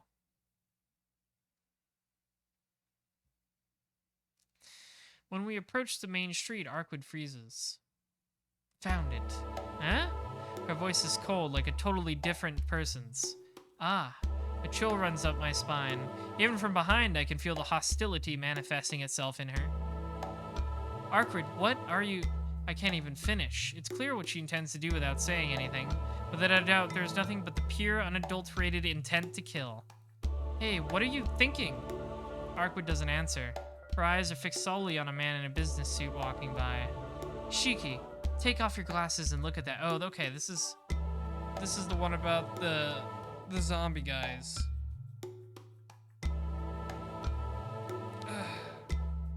We've been here before, too. That person, you mean that businessman? Hurry. If you want to know what I'm doing, then leave the questions for later. Alright. I don't like to look while in town, but... I take off my glasses. Gah! Instantly, a light headache springs forth. In exchange for the pain, I can see lines running all along the walls and the ground. Another question, Shiki. You only see points on living things, right? Ah? Yeah, that seems to be true. Things like buildings only have lines. I saw them back during the time in that hotel, but at least the cost of a headache that almost caused me to pass out. Right, since you are a living being, you can't comprehend the death of inanimate objects. So in order to see the death of inanimate objects, you must first connect to a circuit of the same orientation as them. To see, you have to comprehend them first. Then another question. Shiki, how does that person look to you? It'll just be the same as always. Brah, zombie. Without thinking, I step backwards. What is that? Certainly all humans have lines on them. They only have They only have countable amounts and they also look like geometric patterns. But what is that? There are lines running all over through him. Those lines... Alright, I'm gonna skip through this a little bit because we've received this whole lore dump about the dead before. Yeah, black lines.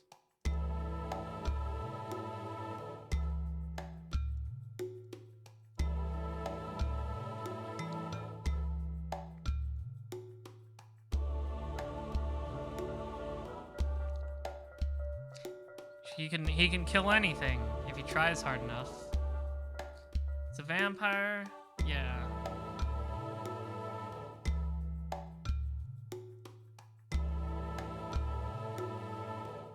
Yeah, it's one of the dead, right?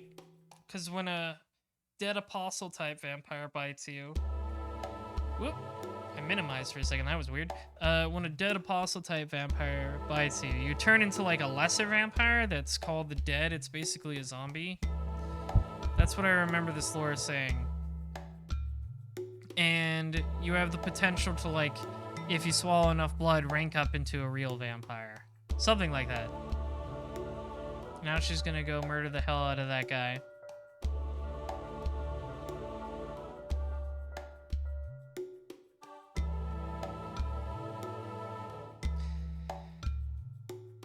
Some people, I remember her saying something about how some people, when they turn into vampires, have the potential to start at a higher rank. Like they don't always start at just like Zombie Man. Sometimes they can just jump right to Dead Apostle.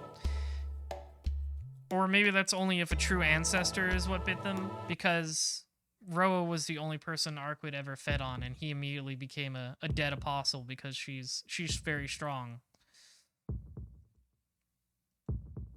Yeah, all of it freezes. I remember this part.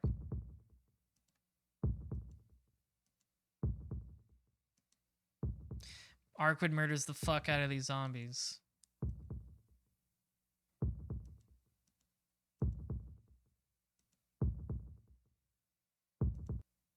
Yeah, had his glasses off for a little too long.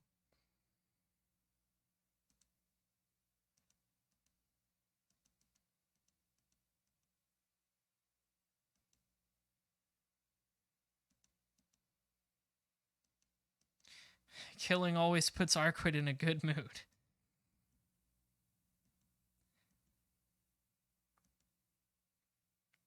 Huh, what's wrong, Shiki? You don't look very lively. Don't worry about it. It's just my anemia. Yeah, exactly, Hot Check Stream. That's what I was saying. Like, certain people have different amounts of potential in them. So if you get bitten by a Dead Apostle type vampire, you can be like a zombie, or you go to the in-between. I think they described the stage after zombie before Dead Apostle as a ghoul. I don't recall. But it goes like zombie, ghoul, Dead Apostle, true ancestor. That's like the power ranking. Don't worry about it. It's just my anemia. More importantly, Arkwood, what was that all about? I look at Arkwood as I grab her arms. What, Shiki, why are you doing all of a sudden? If you're hurt, I can take you to your house. No thanks, I'm fine. So tell me, what was that person? You show me this so much. If you say it has nothing to do with me, I'll punch you, Arkwood. See, this is a lot more comical than the thing he threatened Seal with in the other route.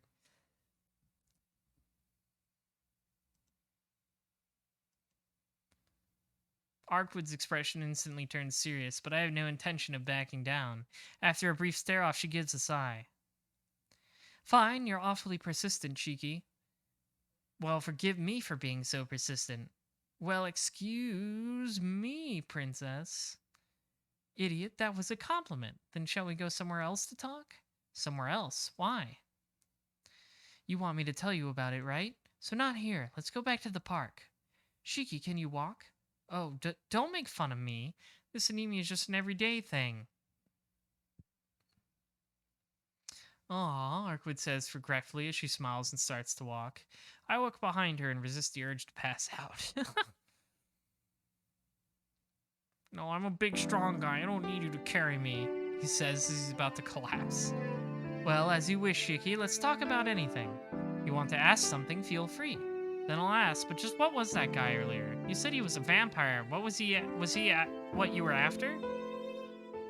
No, he certainly is part of my target, but putting the dead back into the grave isn't my goal. Yeah, okay, we read this info too. Right, he's a minion, the dead, it's lower rank, Dead Apostle.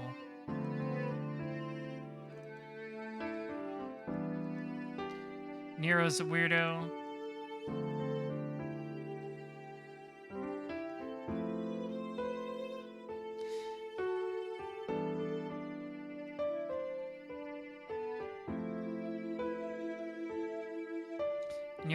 Nero's a genetic freak. He doesn't count as a regular vampire.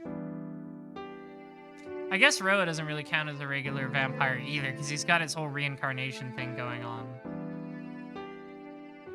It's weird how we never really see like a regular example of a vampire except out of the handful of the dead that Arkwood tears apart. But I guess that's the point. A regular vampire can't really stand up to Arkwood, so they need to be weirdos like Roa and Nero. It seems like they can't even really stand up to her when even in her like weakened post cut apart state.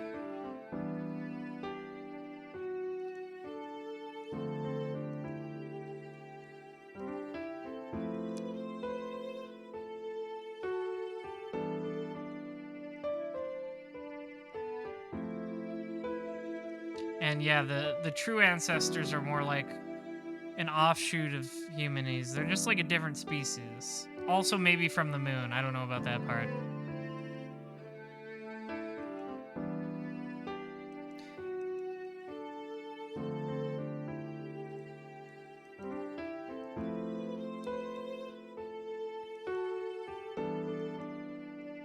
Yeah, amusement is the same as breathing. I remember this part.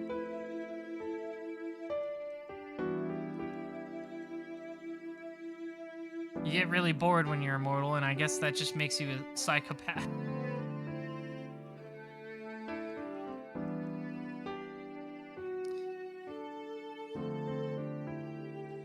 Yeah, that's what I'm thinking too, Delirium. They put Vlav in the remake to show a more normal vampire. Like, he has this fire and ice thing going on, but, I mean, it's a pretty safe assumption that vampires can just use magic and stuff. Like, Roa's got his lightning. Actually, he hasn't used his lightning in this VN. He didn't use it when we fought him in Arkwood's Route. That might be like a Melty exclusive thing.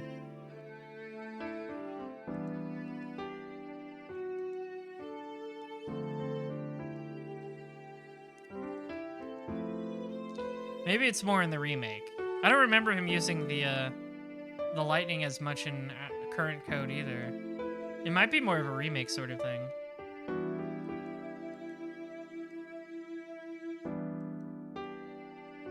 I mean, then again, Arkwood uses her, what was it called? The reality marble on Roa, and it just makes like a giant laser that reduces him to a pair of ankles.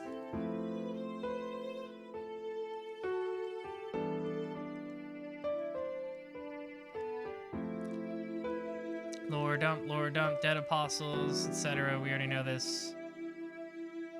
Control their parent. Yeah, the dead are controlled by the guy that turned them.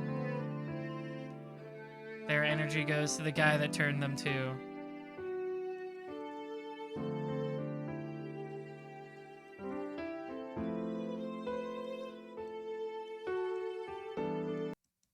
There's a lot of victims, like 100 of them.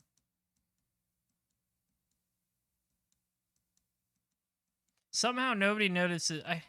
I guess when you're a salary man, nobody really notices if you start acting like a zombie.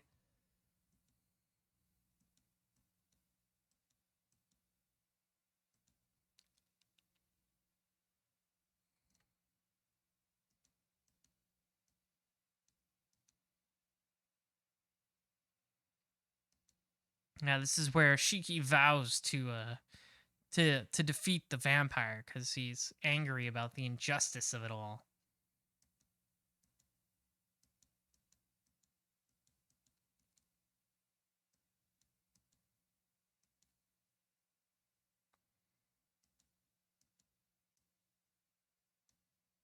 That was a cool Nero CG.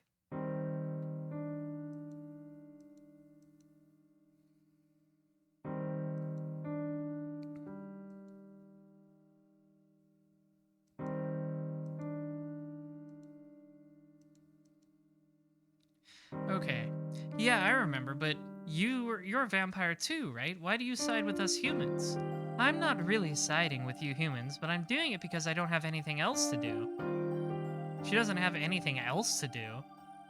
I still don't understand her. Well, doing that brings the dead apostles after me, but you beat Nero who was pursuing me, didn't you, Shiki? So now I can go back to the original plan and defeat my enemy. You can go back to living your normal life now, and you don't have to associate with me anymore. She smiles as if she was happy about something. Shiki, why are you making that troubled face again? Because I am troubled. This is something that involves the city I live in. I said you shouldn't worry. In 2 or 3 days it'll be all over, so there won't be any more victims. Also, she seems to be recovering much better than her route. It's kind of weird when Shiki has less to do with Arkwood, she recovers faster. Like Like, she didn't take that crocodile bite this time. We did. Yeah, honestly, I don't want to be involved, but saying that line, shouldn't I, the one actually living in this city, say that line instead of Arkwood? Arkwood, can I ask a question? This enemy you speak of, is he strong? Well, he should be many times superior to the dead earlier. I haven't met him this time, but he has been latent for 8 years, so maybe he's a class 5 by now. Class 5? I don't get it, but does that mean he's stronger than Nero? Not a chance. Nero was special. He was a pure, supreme vampire that would be difficult to defeat even with my full power. Compared to him, this enemy is pretty weak. Oh, then there's no way you'll be defeated. I breathe out in relief. Who knows? A few days earlier and he wouldn't be a problem, but now I'm just recovering. The possibility that he has more power is actually high. Recovering? Are you sick or something, Arkwood? No, dude, you murdered her, remember? Yeah, I still have the effects from when you killed me, and I don't think I'll be fine for at least a few more days. Ah, that's right. The reason why Arkwood is weak. It isn't anyone's fault but mine. But it's okay. I'll defeat him for sure even if it kills me, so you don't need to worry about this city. Idiot, the one I'm worried about is you. Eh? Why are you worried about me, Shiki? Her eyes display true confusion. Well, of course I'm worried. I was relieved to hear this enemy is weaker than Nero because I thought there would be no chance of Arkwood being defeated. Arkwood? I don't even want to imagine Arkwood getting hurt. It really is weird. Why can I not leave her alone? Certainly I have the responsibility to bear for killing her. I also feel guilty that she is weak right now because of that. But even if that wasn't the case, I still couldn't leave her alone. I thought about it before too, but as expected, this might have nothing to do with logic. More than that fear that I may even die, the emotion that I want to help Arkwood is much stronger. About what we talked about before, Arkwood. About what? You know, about whether I was Senpai's or your ally? Wait, please hear me out. You know, you certainly don't have any common sense. You're selfish and you're hard to handle. Arkwood looks at me with the sour expression. This was not the lead-in you thought it was, Shiki.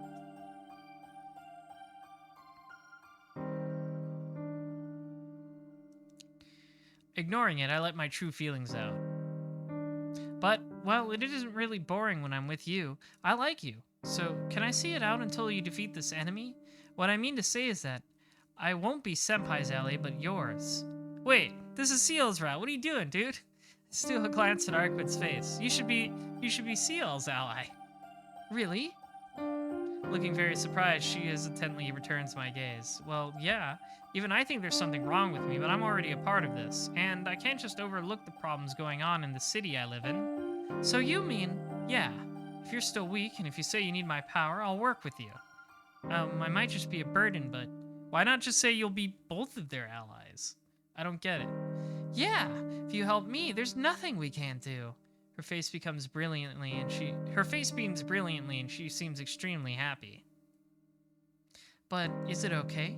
Shiki, you may have to face death again. I'm ready. And I think that's why I have these eyes to begin with. When I was a child, someone told me this, that if I have the power others do not, I should do things that others cannot. I think this is that kind of thing. Oh? I don't really know your circumstances. But that sounds good. Arkwood is in an incredibly good mood, and being with her puts me in a good mood as well. But what do we do now? Do you want to search for more of the dead like before? Yeah, I think that's all we can do for now. The one before was the 12th, so I don't think there's many more. The parent vampire will have to come out once they are all destroyed, so we may have to hunt the remaining ones for now. Is that still okay, she asks? Anything is fine, I'm just with you. If you lead, then I'll follow. Well, shall we start again? No, that's good for tonight.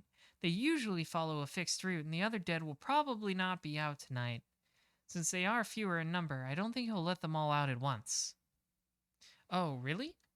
But doesn't that mean this enemy will try to hide the dead from you, Arkwood?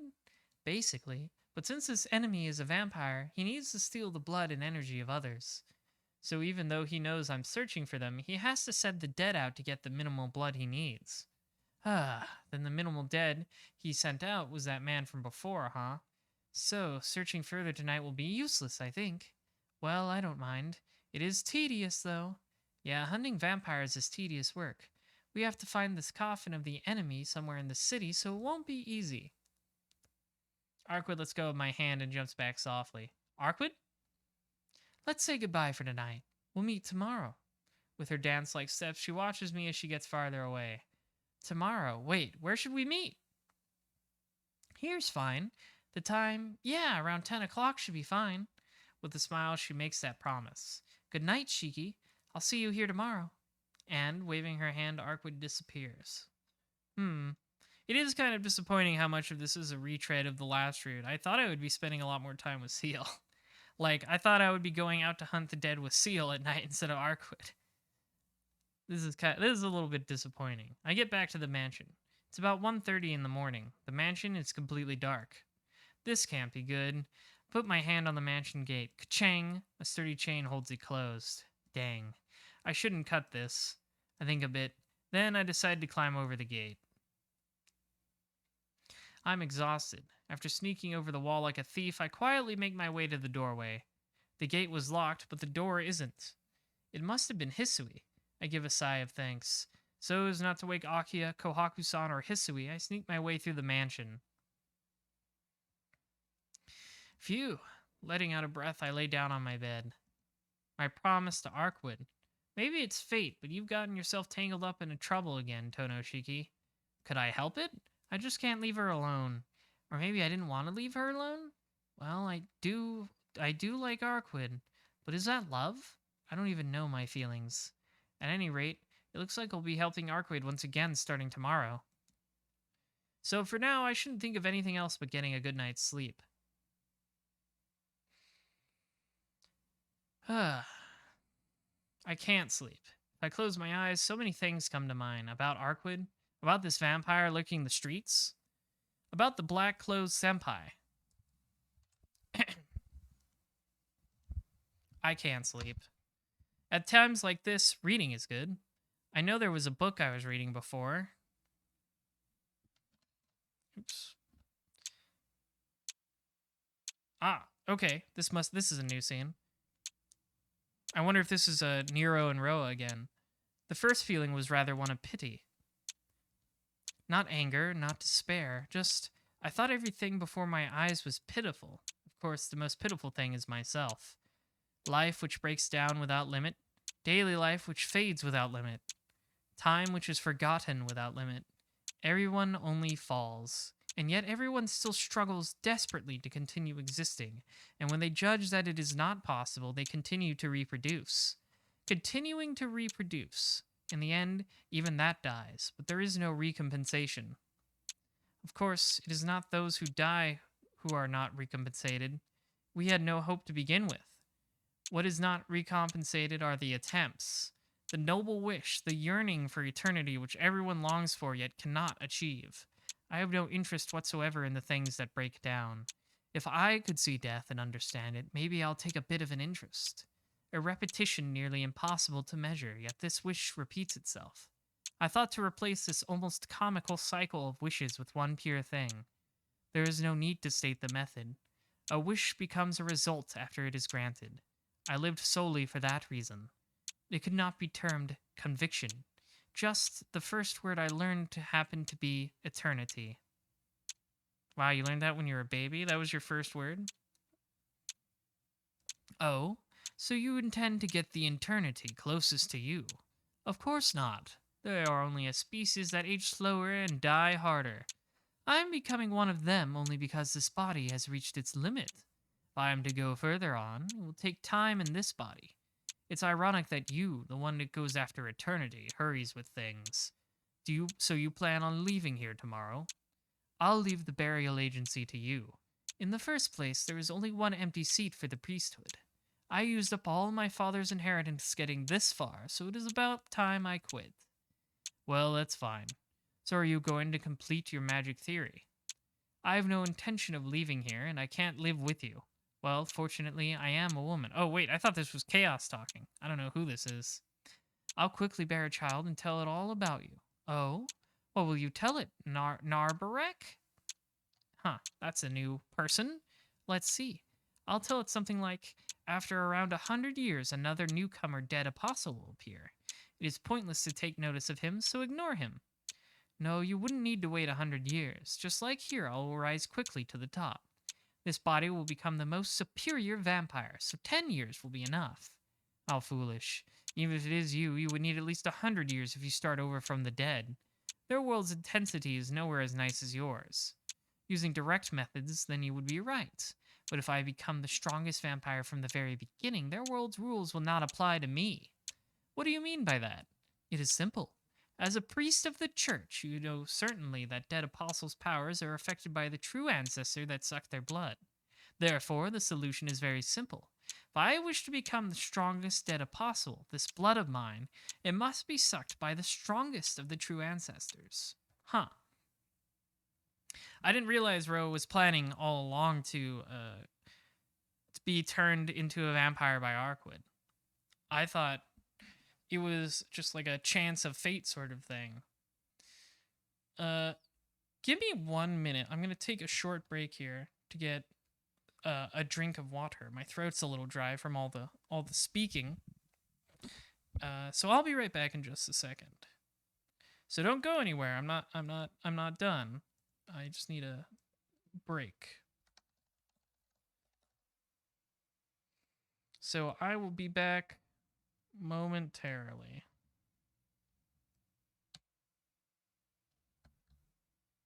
There we go. Well, all right. 1 minute.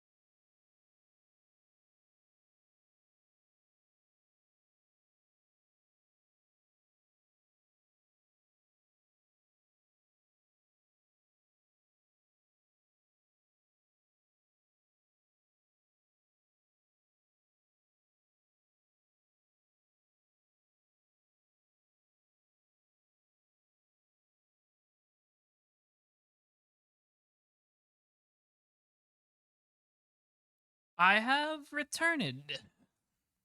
I hope you didn't miss me for too long. Let us continue the reading. I'm curious where this will go.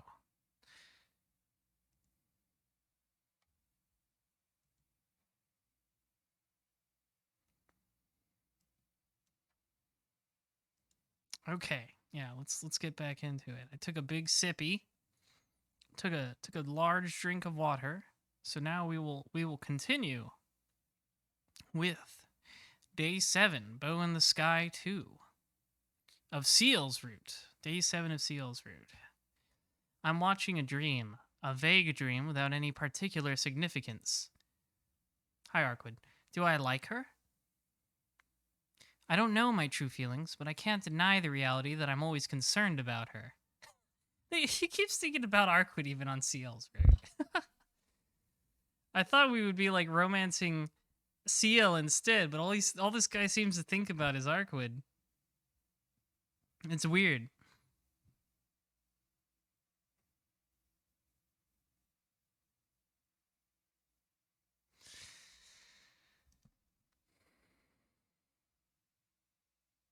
Do I like her? Oh, there's Seal. I don't know. Well, at least he's a little bit conflicted about it. It's just that when I was completely lost within myself, she helped me. If she wasn't there, I may have just died under the pouring rain. Also, she looks cool in that outfit. You said her combat boots looked cool. She's the cool goth girl with the cool combat boots. I don't know. That's why I have to ask. Why she is doing this? Why her eyes are so devoid of any emotion? Shiki-sama. I can hear Hisui's voice mingling with the morning light. Shiki-sama, it is time. Please wake up. Her inflectionless voice awakens me. Ah, the lines. I'm going crazy. Ah. As soon as I wake up, terrible things enter my vision. I get a headache like I was just shot in the head. Ah, I almost lose my just awakened consciousness. Before I fade away completely, I quickly grab my glasses.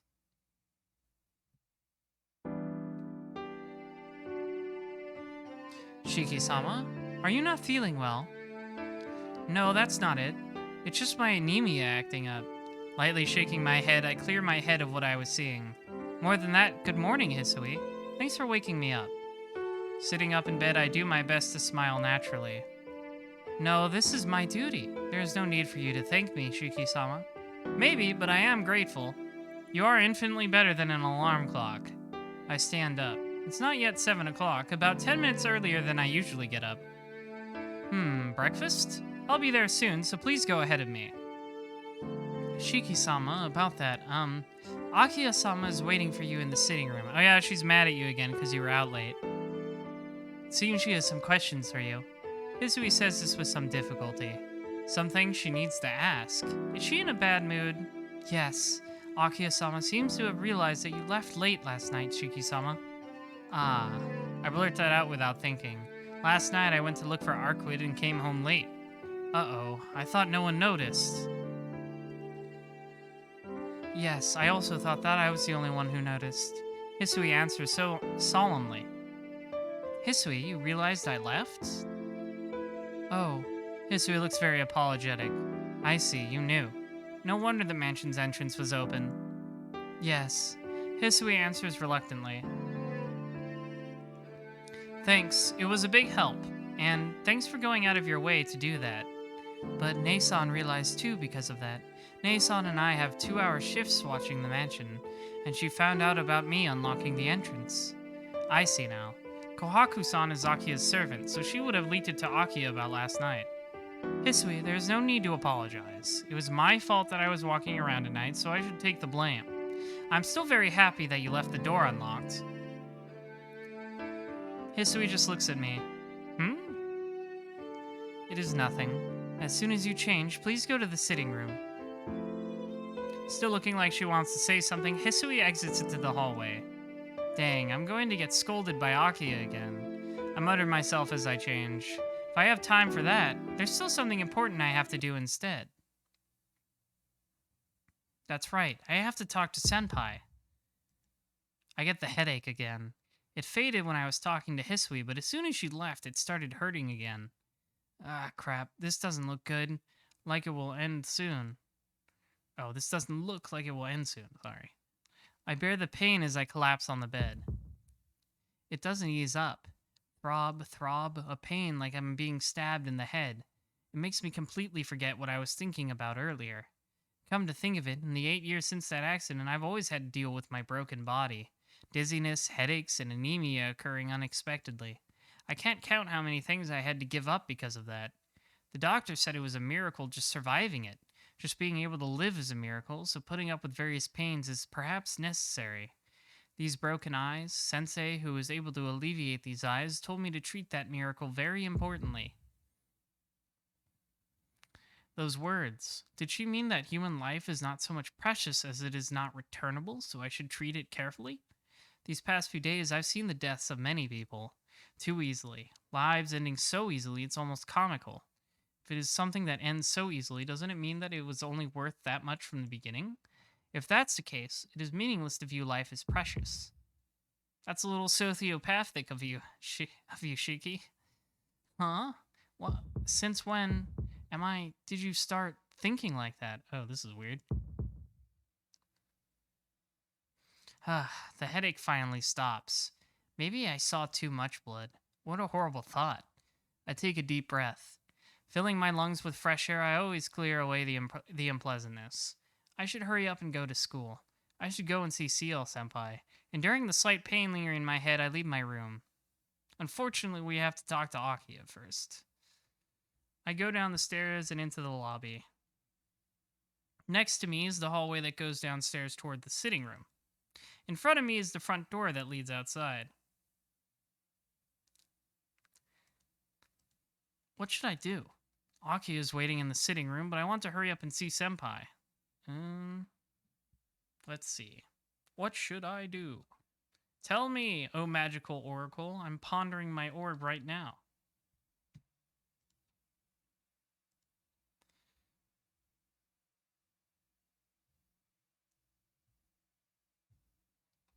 I should go to school.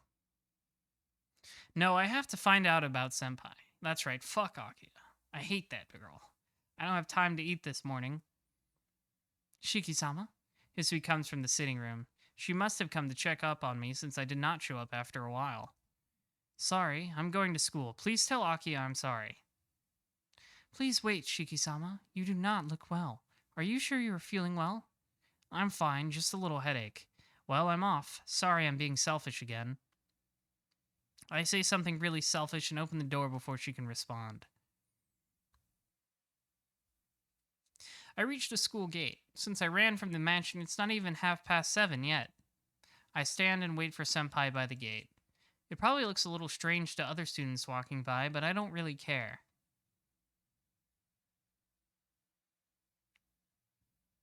Oh, we're waiting.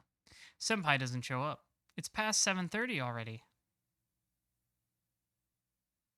We're waiting. 10 more minutes pass by. The school gate is flooded with students as they arrive. Still waiting, I see. There's only about 5 minutes before the gate closes, but Senpai still does not come. She might not come today. Yesterday I saw all that happen, so she might not come today or tomorrow or the day after. Thump. Ah. Thinking about that, I feel a little faint. I shake my head to clear it of terrible thoughts. And then, someone pats me on the shoulder from behind. Oh, there she is. Tono-kun, what are you doing here? Senpai? Yes. Senpai nods. Really? But yesterday you were... Before I could finish, Senpai puts her hand over my mouth. Tono-kun, not here. Let's go behind the gymnasium. Senpai gives her usual smile. She keeps her hand over my mouth and pulls my arm. That must look awkward. That's not a good look.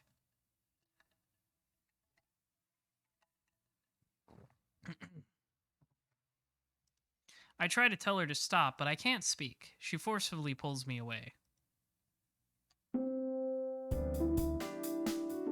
The school bell rings overhead.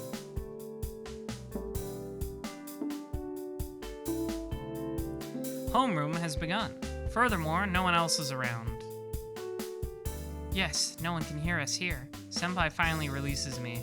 Jumping back, I face Senpai directly. You want to talk about last night, right?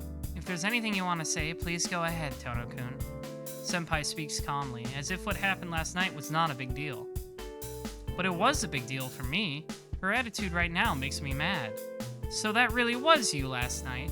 Yes, I did say your name back then too, so it's impossible to hide it any longer. Also, you nearly stabbed me in the throat. What was up with that? I grit my teeth. I didn't expect an apology or anything, but still.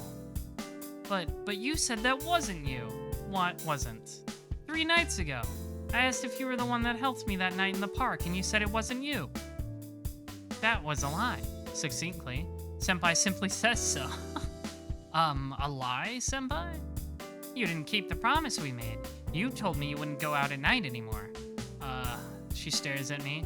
I start to feel like the bad guy all of a sudden, feeling guilty about what I did. I made the promise with you so something like this wouldn't happen. Is that how little promises with me mean to you, Tono-kun?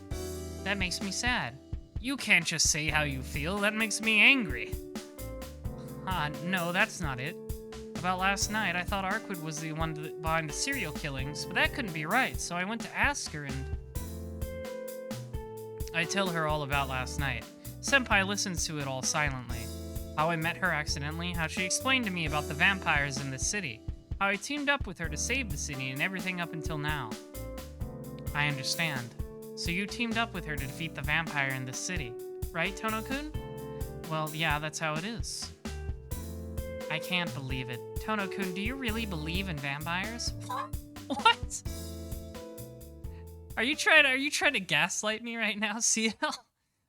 What are you saying, Senpai? Even you're one of the church's Senpai puts a finger on my lips. Don't worry about me. Isn't the problem more about you, Tono-kun? Me? I don't have any problems. You have no self-awareness, it seems. Senpai gives a troubled sigh. I have a question. Just how much did she tell you about? How much? Well, only that a vampire is in the city sucking people's blood. So in other words, you don't know about her or this enemy she is after. Well, I haven't heard about it. I see. Then I will tell you about it. Wow, that's amazing. You knew about that, Senpai? Well, I am a member of the church, so of course I know that much. Oh, that's right. Sorry, I kind of forgot. You said it like 2 seconds ago. What is your brain malfunction, Chiki? I attempt to laugh it off. Jeez, I'm trying to be serious here, so please pay attention. I nod in assent. Huh? But isn't that a secret? Arquid, she said you were all incredibly secretive. Yes, it really isn't something to talk about, but today is special. There isn't anyone watching over us or anything, so as long as you don't tell anyone, then it will be okay. What will happen if I tell someone else about you, Senpai? Yes, I'll just do exactly what you're thinking of, Tono-kun. Senpai gives that frightening response with a smile. It's one of those, if I told you, I'd have to kill you situations. Well then, I'll keep it very simple. Tono-kun, how much was explained to you about vampires? Just about how there are 2 types, and how dead apostles are the vampires that suck human blood. But I think I know what kind of monsters they are. That's true. Tono-kun, you did actually defeat a vampire. Huh, but you did help me at the very end, Senpai. Yes, I watched you annihilate Chaos. When I came, Chaos was already dying, though. Yeah, you did stab him pretty good. I'm surprised. And Senpai knows about my eyes? It was terrible. That woman made you do such a thing. She had a conceptual weapon to defeat Chaos. She should have used it herself. For seeing your bloody body, I thought I should punish her then and there. You too, Tono-kun. Even if you were given a weapon that can kill vampires, what were you thinking fighting that thing? Did she have a hold over your weakness or something? Still looking surprised, Senpai complains aloud. Oh, so she doesn't know about his eyes. She thought Arquid just gave him some one of those magic weapons that's been brought up a couple times. Senpai, what's this weapon that can kill vampires? What do you mean? I'm talking about that knife you have. Yeah, she thinks this is a knife. Okay. Oh, I guess she wouldn't tell you about it. It's not good for her either. Let's see. Vampires have the ability to recover from most injuries they receive. With ordinary outside force, I mean normal weapons, With such things, you cannot cause wounds greater than the speed of their recovery. To kill a vampire, you need an outside force greater than their speed of recovery, or something that nullifies their ability to recover. Yeah, I get it. You don't need to explain it like it's a math equation. I understand what a healing factor is.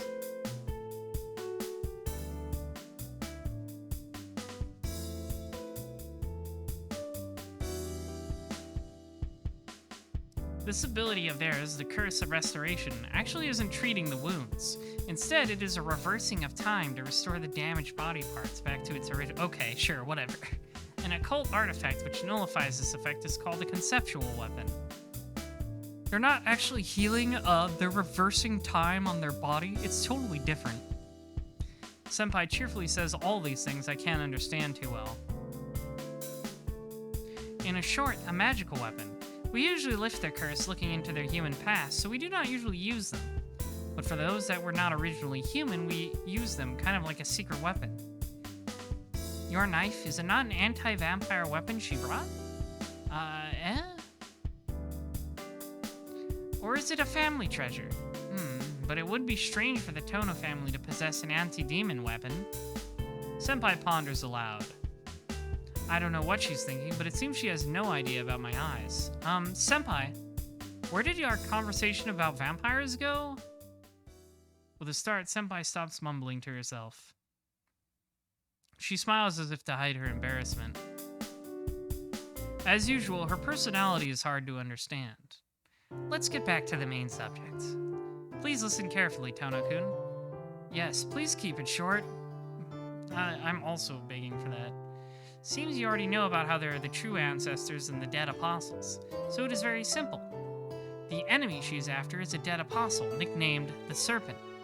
Among the dead apostles, he is considered a heretic, a special vampire. This vampire is not as strong as Chaos, whom he defeated, but he is a more difficult an opponent to eliminate than this Chaos in a way. Right, the reincarnation thing. Since he comes— this wasn't explained until super late in Arkwood's Fruit, so this is interesting. Senpai. Vampires are immortal, so isn't it natural for them to come back to life after dying? You eliminated Chaos, right? Even if they are vampires, if you destroy their body and soul, they will be vanquished. If you kill a vampire, they will die. But the Serpent is a vampire who has conquered even this. Tono-kun, are you familiar with the cycle of reincarnation? It is part of Buddhist doctrine, so I would think a Japanese would be quite familiar with it. Don't phrase it like that, please. Yeah. It's that thing where when someone dies, they're reborn again as another human. Yes, exactly. In other words, the vampire named the Serpent has made this cycle of reincarnation his own. That's what I mean when I say he comes back to life even after he's killed. Reincarnation. You mean if he dies, he will start over again as a baby? Yes. While the Serpent is alive, he chooses his next host, and when it is born, he transmits all the information of his self. The Serpent's information stays deep within the baby until it matures, or until it gains sufficient intelligence. As soon as that baby has the intelligence to succeed his self, the baby becomes a new vampire that is the Serpent. Wait a minute, what's that? Don't tell me that he does surgery on it while it's in the mother or something like that. No, that would be gross. No, it's not anything medical. Because the instant his body is destroyed, he reincarnates into the body he chose as his next host. I said all of his information earlier, but to say it simpler, think of it as his soul.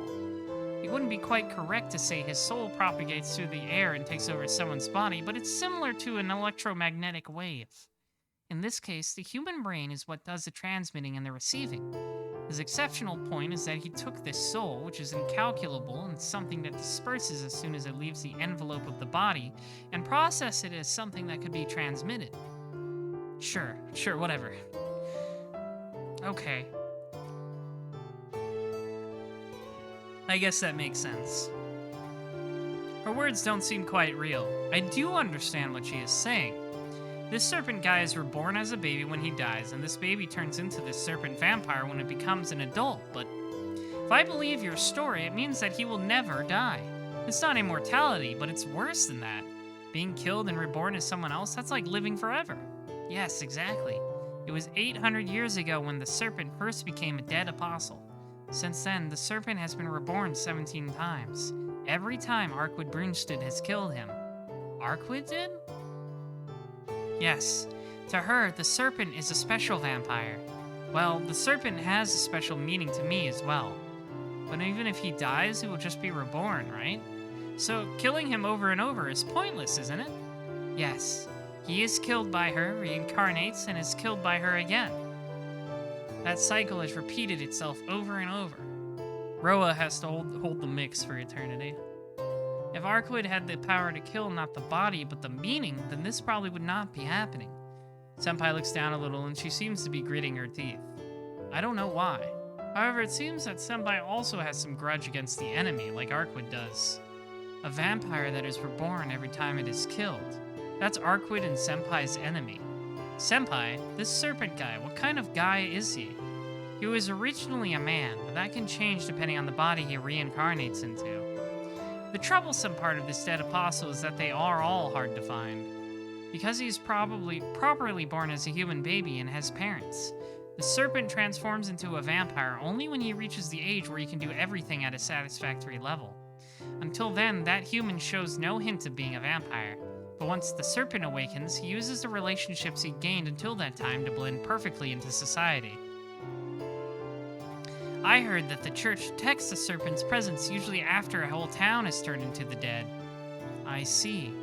For example, if this serpent guy were reincarnated in me, he would live as Shitono Shiki even after he becomes a serpent. Good thing that didn't happen, that's not true. Good thing that's not exactly what happened. Unless he makes a big mistake, he would be free to suck blood without people realizing it. That is scary. Of course those around him are in danger too. But that human whom he reincarnated into, wouldn't he just disappear after maturing, right? One moment that person is living normally, and the next moment he suddenly turns into the serpent. That's very frightening. Yes, but it isn't like two people sharing one body. The human baby is still the serpent. Depending on its environment, it's either a good or a bad person. But even that disappears the instant the serpent awakens. To sum it up, once the serpent dies, he is reborn into the next body, and once that body gains intelligence, it gains the previous life's self and becomes a vampire. That's strange. Even if he did reincarnate, that baby is still human. So even if it does gain the self of a previous life, the body shouldn't turn into a vampire, right? Reincarnation isn't the transmitting of personality, it is the transmission of a soul. So the personality differs every time depending on their families and upbringings. But the soul itself does not change. Once bitten by a true ancestor, not only is the body forever soiled, but the soul as well. What changes the body is the soul. The serpent transmits all this information called his soul, so when the serpent awakens, the body becomes one of a vampire, but as you said, just that is too weak. So he selects his next host while he is alive. The family he is born into must meet two conditions, the first being one of wealth. Being born into a family of a high social standing, property and money make it easier to make the whole town into vampires later on. And there is another, this is the important one, but among normal people like us, there are also people that carry special powers. Not like magic, which is a mystic power that can be learned, but rather special abilities from birth. Such people are normally called demonic children or psychics. These special abilities are genetic, so they are inherited, passed on by blood. He chooses those families that have something not human in their lineages. A family with wealth and influence and inhuman power. Those are the requirements for his host.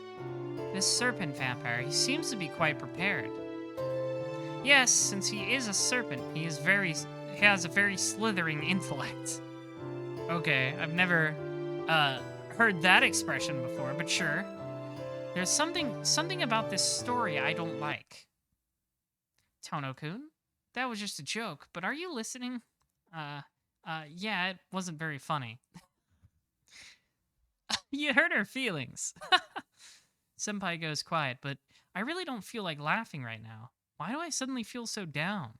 But I understand now. That's our enemy, right, Senpai? No, Arkwood Brunstad and my enemy. There is no need for you to worry about the serpent, Tono-kun. So please don't go with Arquid any longer. Either I or that woman will destroy him. There is no need for you to face any danger. Danger? Look, isn't just living in this city dangerous enough? It's true, Suki's eyes are pretty OP. Like, you know, it doesn't matter what kind of magical creature you are, you've got the death points, and you just gotta, like, poke it, and you die. I mean, obviously easier said than done in some cases, but you know.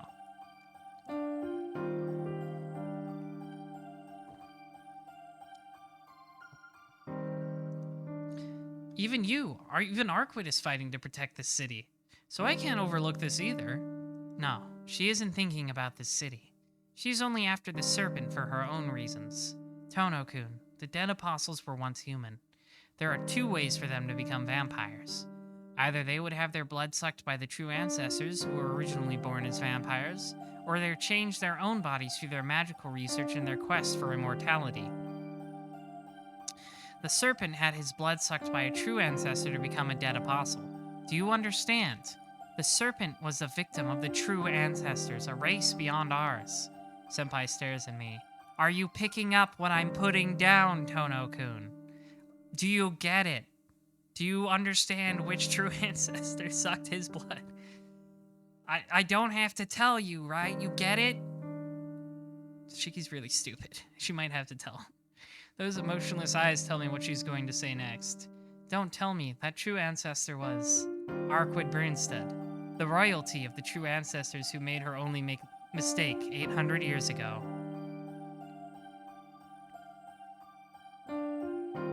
That's true, yeah. When you can like shoot lightning or make 666 like giant animals to maul people, it does make you look like kind of an idiot when just like a kid with a knife can stab you. She's the one who made the serpent. From the very beginning, the true ancestors were in existence far separated from ours. The dead apostles certainly are vampires that wield immense ability, but that ability is only an extension of human capacity. Because they have managed to attain a long life, those are able to develop their abilities and manage to refine it to those super abilities as a result. In other words, anyone can develop abilities equal to the vampires if they have a long time. Yeah, I think I've read that somewhere. Where? Where did you read that? They say immortality, but being a vampire isn't something that great. But the true ancestors are different. From the moment they are born, they possess power beyond human comprehension. From the beginning, these true ancestors are in existence closer to the world than humans. We humans have flourished this much by isolating ourselves from nature. While we receive blessings from nature, we steal from it, and even if nature is destroyed, we will not be destroyed. We become the most superior race on this planet, probably because of this only one sin only we humans carry. We can no longer be a part of nature. In its place, we have gained ways to even destroy nature, this whole planet. However, from the nature's perspective, this is evil.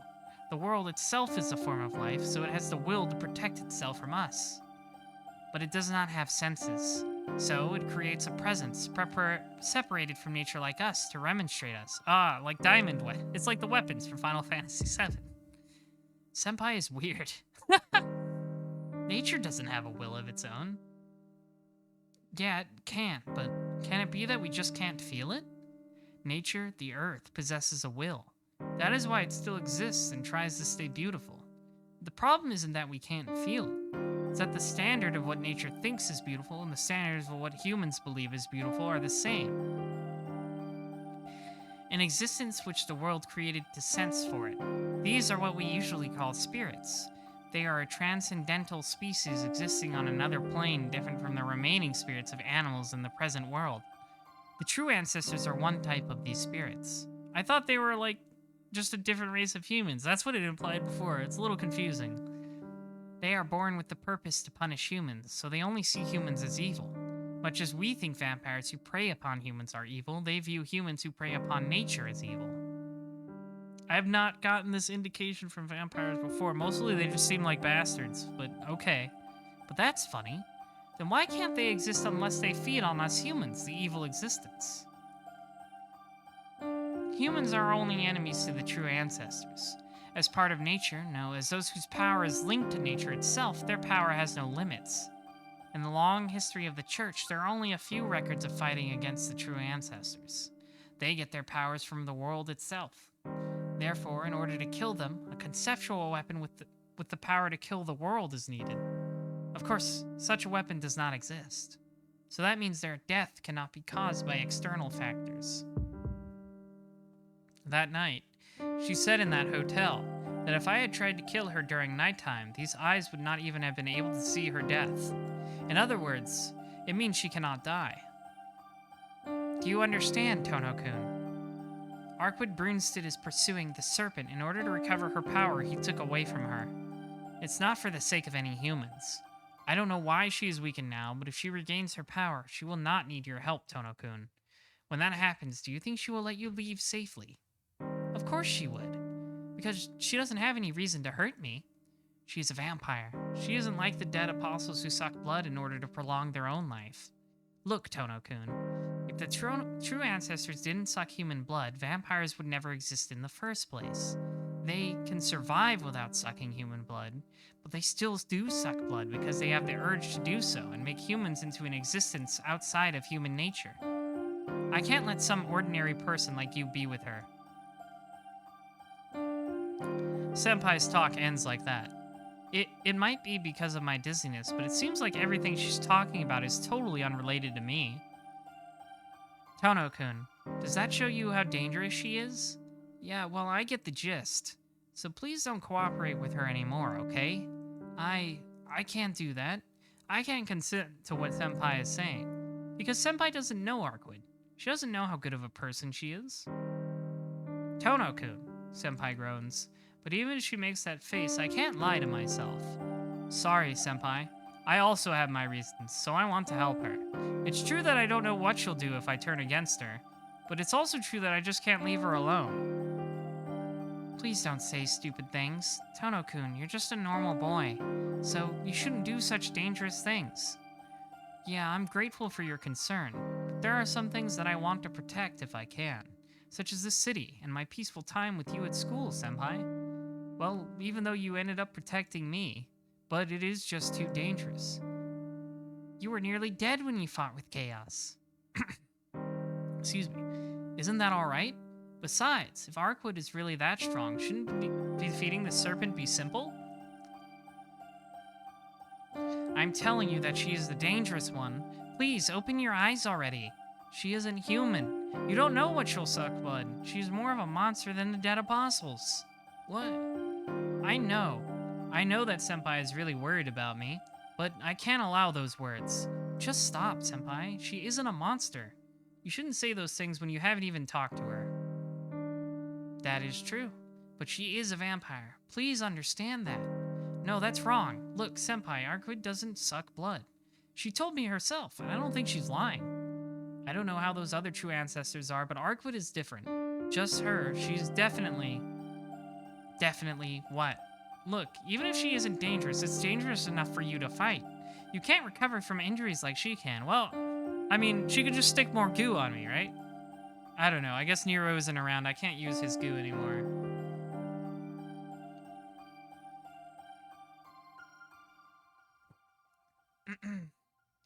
You can't recover from injuries like you can. If you get wounded, you will die. What I can't forgive is she knows this and still lets you fight. It's like she's just seeing you as a tool, Tono-kun. Senpai screams this last part. I know. I understand she is right.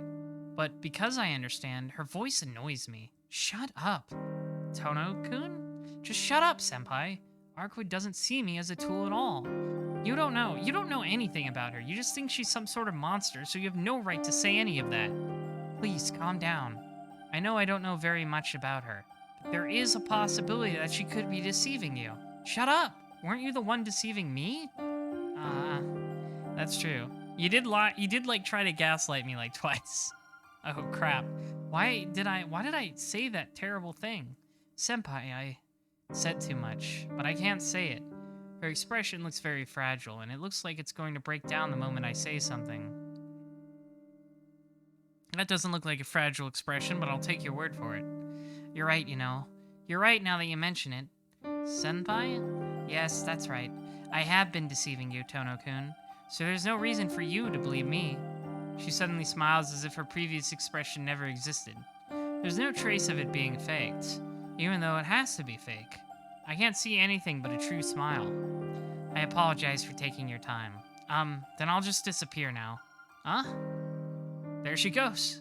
She disappeared. She faded out of existence. The wind rushes by. In that very instant, Seal Senpai disappears from right before my eyes. Well, I guess that's the end of that scene.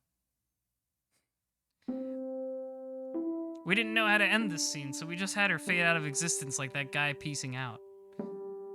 It's now lunchtime. The room gets loud and my louder friend disappears. Or reappears. Tono, where are you eating today? Wherever. I don't care if it's here or the cafeteria. Alrighty, then let's have some bread. If we're here, Senpai might come. I'll go buy some. Any requests? As long as it's not curry bread, then anything's fine. Oh, and some milk. Roger. Arihiko walks out of the classroom happily. Here you go, 2 curry breads and some milk. Thanks for waiting. I told them anything but curry bread, but I guess that had the opposite effect. This guy's a fucking idiot. I thank him and toss him some money. I start to chew on my curry bread. Hey, Tono, did Senpai come? I shake my head no. Damn, maybe she's in the cafeteria today. Arihiko, she won't come anymore. What? Did you get in a fight with her? That's not it, but she doesn't like me anymore. I'm sorry, Arihiko. If you see her, tell her I'm sorry. I really do feel it now that I mention it. I hurt her badly. She won't come see me ever again. What's this, Tono? Are you telling me sorry for asking her out without asking me? If that was the case, it'd be much better. Yeah, if it was sorry or goodbye, there would be some hope left. Certainly, I think that was a pretty bad thing to say, but I'll just disappear? That's too much, right, Arihiko? I say this and put my head down on my desk. Oh, he just took a nap, I guess. Classes are over. It's a Wednesday, so the rest of my classmates run out of the room as soon as classes end. It's a Wednesday like any other, but I don't feel like doing anything. Even if I went to this tea ceremony room, Seal Senpai probably wouldn't be there. As lifeless as the dead, I go back to the mansion. Aki's gonna be mad at us again, probably. Welcome back, Shiki-sama. Hisui greets me as soon as I get back to the mansion. Even though Hisui was waiting for me this whole time, I can't even bring myself to greet her, and I make my way to my room.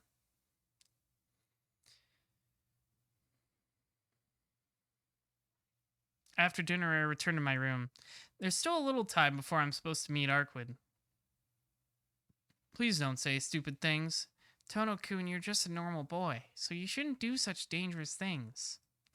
Senpai was just worrying about me. In the end, is it just that I chose Arkwood over Senpai? That's pretty embarrassing.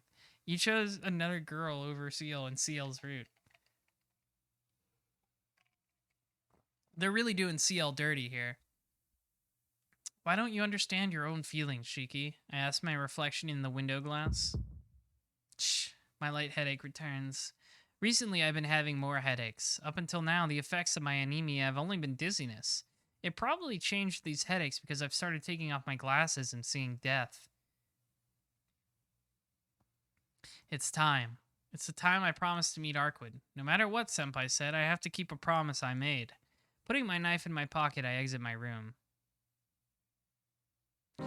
I go outside. There were never many people around the mansion to begin with, but because of all these serial killings, it is unnaturally quiet. It's not even 10 o'clock yet, but the emptiness makes it feel more like past 1 o'clock. It is well into October, and the wind is starting to blow all colder. Fall is nearly over as well. I walk down the empty street holding these sentimental thoughts.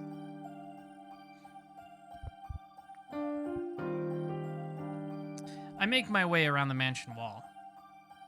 Past here and down the hill is the park where Arkwood is waiting, and then I see a black figure leaning on the mansion wall. A woman clothed in black stands not to block my way, but just to watch me go by. Oh, hi, Ciel. Where are you going this late at night? Senpai doesn't even look at my face as she says this without the slightest inflection in her voice. Senpai? I freeze dead in my tracks. I can't look at her face either. I thought she said she was going to disappear. I feel uneasy about what happened this morning, so I can't bring myself to directly look at her. Even after I said all that, you're still going to see her, Tono-kun? It can't be helped. I can't leave her alone, and I can't ignore the vampire in this city either. I see, you've got a point there. She closes her mouth. I pass her figure on the wall. Sorry, senpai. About a lot of things. Please don't worry. You weren't mistaken. I hear her voice behind me. It doesn't seem like she intends to stop me from seeing Arquid at all. I guess senpai has completely given up on me. Well then, I'll be going. Yes, please do as you like, Tono-kun. I can still only hear her voice. Yet, I walk away from the mansion without even turning around.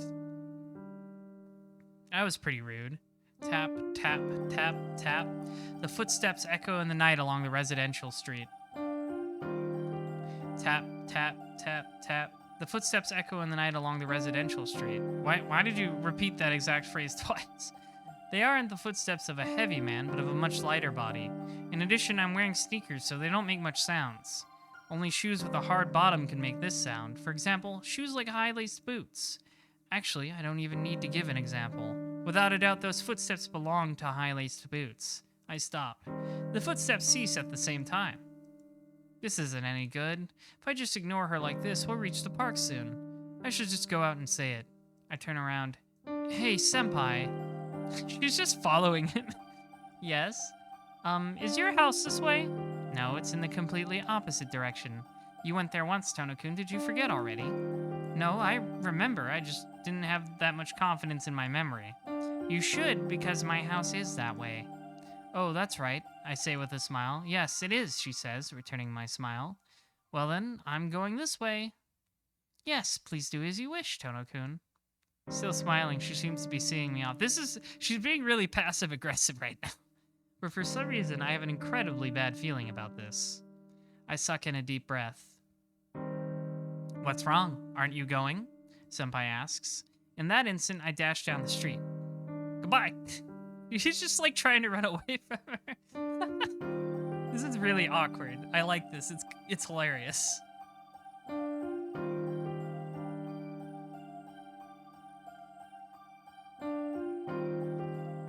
I start to pant heavily.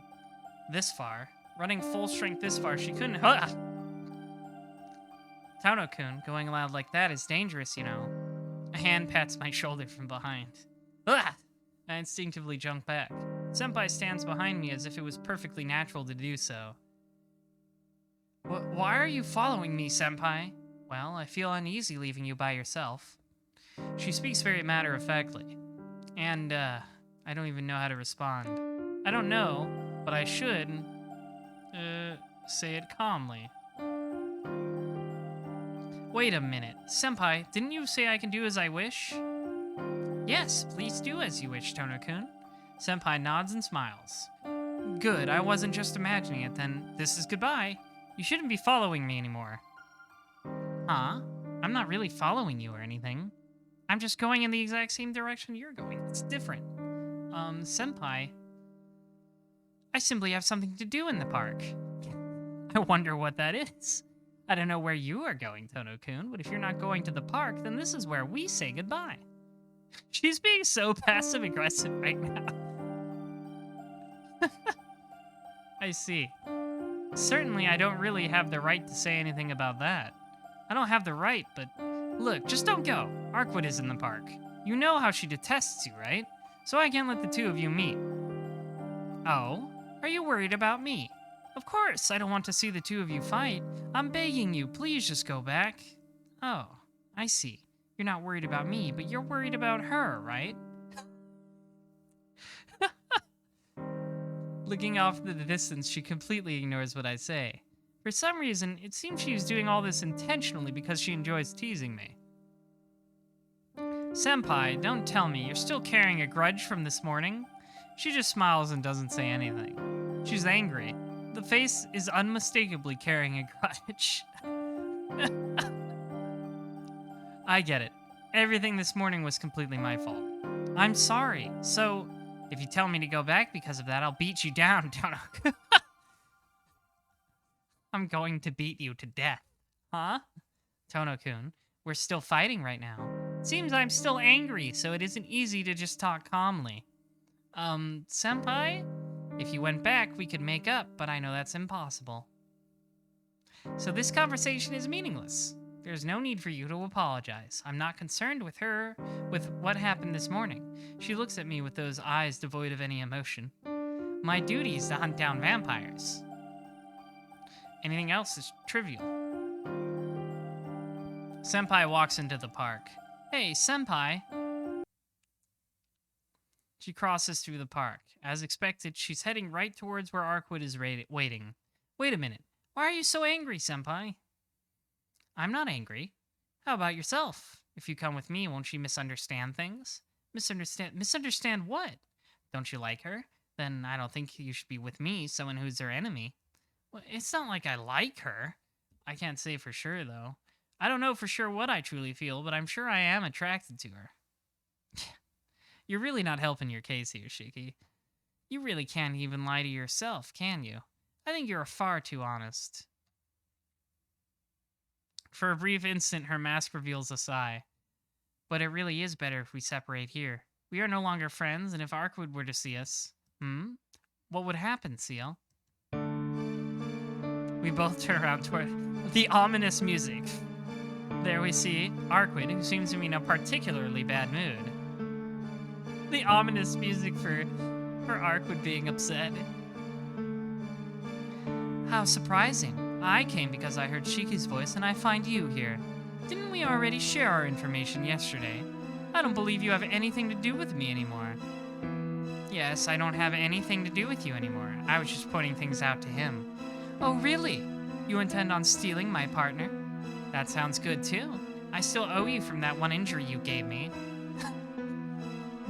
The girls are fighting. No, this is not the remake, Oda. This is the original. Welcome, by the way. Welcome to the stream. This is the original. The remake is not in any way translated into English as of yet. This is actually my first time reading Tsukihime, if you're a newcomer here, so I'm enjoying it a lot. But I am interested in checking out... because I'm enjoying it so much, I'm interested in checking out the remake when some sort of English version is available, whether that be official or fan. Nasu visual novels have been powered by fan translations for so long that I'm not exactly holding out hope for an official one, so... Ark and Ciel should just kiss each other instead of having this pointless love triangle. They do have a bit of a homoerotic rivalry going on, don't they?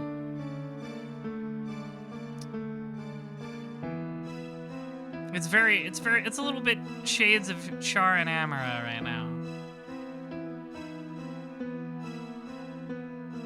This is Nasu. Do we have homoerotic girl rivalries a lot with Nasu works? Again, Tsukihime is the first... Well, okay, this isn't the first Nasu thing I've read. I've read Angel Notes, but it's not exactly the same, you know?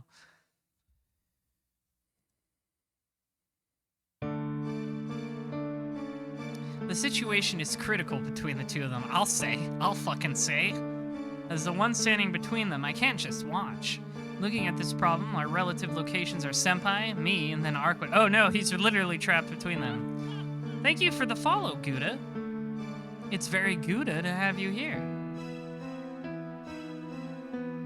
And if the two of them fight, I would be right in the middle of it. You two, why are you glaring at each other? Your goal is the same, so calm down and... Be quiet, Shiki.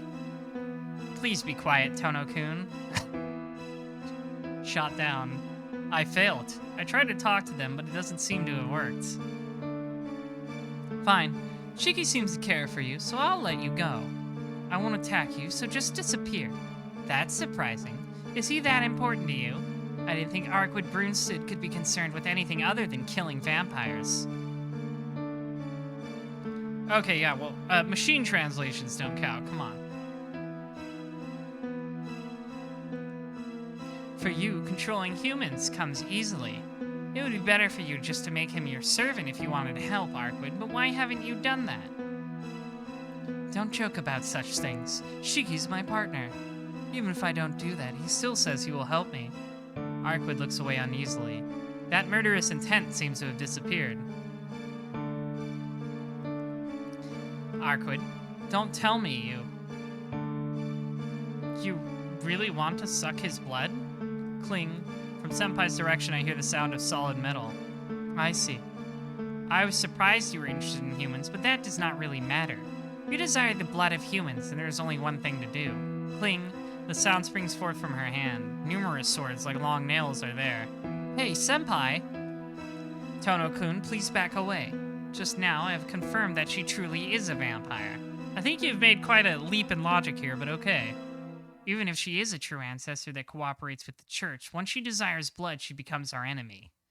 Before any victims appear, I will terminate her here.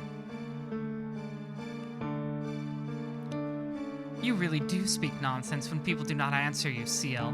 Very well, if you want to die, then I will grant your wish and kill you. It's not often I get to kill the same person twice. They seem to have quite a history.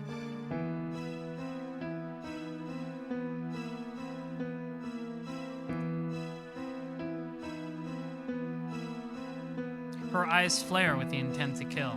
Senpai receives Arkwood's stare in her fighting stance, swords at the ready. Freezing. The air feels like it is freezing and I can hardly breathe. This isn't good. They really will kill each other like this. Wait, you two, please. I said to calm down. Ignoring the tension in the air, I yell out. For an instant, they both stop. After that, the sound of 2 feet kicking the earth. My shout must have triggered the start. The white and black figures crash into each other as if they were 2 magnets of opposite polarity. The fight between the 2 of them is beyond me. Arkwood's body movement isn't something I can track with my eyes. All I can see is a white blur running through the night. Oh, they're having a cool anime fight. It's like one of those things where, like, oh, they're moving too fast for me to keep up with. It's like a Dragon Ball. What's surprising is that Senpai does not even back off seeing Arkwood's speed. It's not like Senpai moves with Arkwood's amazing speed. But she accurately deflects Arkwood's blazing attacks while standing on the ground. As a third person looking on, their strengths are equal. However, just like Senpai said, Arkwood's power seems limitless. No matter how amazing Senpai is, her power is not something that goes beyond a certain point. Yeah, Ark's doing her Rekka series. In contrast, Arkwood seems limitless. In the beginning, Senpai overwhelming her, but Arkwood matches her quickly and is now easily surpassing her powers. The fight is quickly decided. Senpai's body flies lightly on the air and strikes the ground rolling like a piece of trash. Kah! Senpai lets out a cry and stands up, but that is a useless thing to do. Senpai's body seems to be shot out by an invisible cannon and flies into the air once more and hits the ground. She lies there, not moving. Blood flows along the park's brick pathway. Senpai? There's no response. She seems unconscious. Arkwood runs towards her without any mercy, with terrible eyes seemingly bent on slicing Senpai's neck. Ah, I can't speak. There can be no mistake that Arkwood intends to kill her. And Senpai can't defend herself. I can't allow that. Stop it, you stupid idiot. I frantically run towards Senpai. Arkwood suddenly stops in front of her. Shiki! Arkwood's murderous intent instantly vanishes and she returns to her original look. She seems completely taken aback that I was protecting Senpai. Why? How come you're protecting her? Didn't I say it earlier? Senpai is a very dear person to me. Even if it's you, I won't allow you to go on. I tighten the grip on the knife in my pocket and glare at Arkwood. Shiki, you. Her eyes are bathed again with hostility. Step aside and I'll forgive you this time. Now, stop defending her and don't wield that knife against me.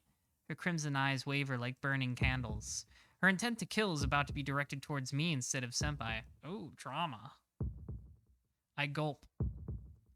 My mind is warning me that it's over if I don't step aside at once, but even still, I can't. I won't pull back until you say you won't do anything to Senpai.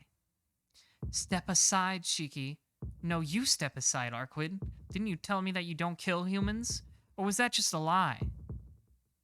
No, I don't kill humans, but I honor those who surpass human capacity, so I don't mind killing them as something that is my equal, such as you or that woman right there.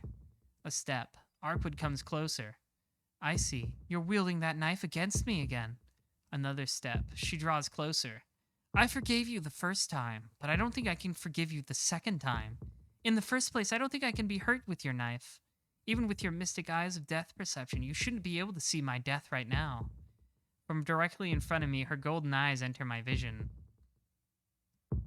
Ah, my heart feels like it stopped. A chill races up my spine. This crushing despair that feels like everything is bearing down on me is far greater than anything during my fight with Nero. I can't do anything.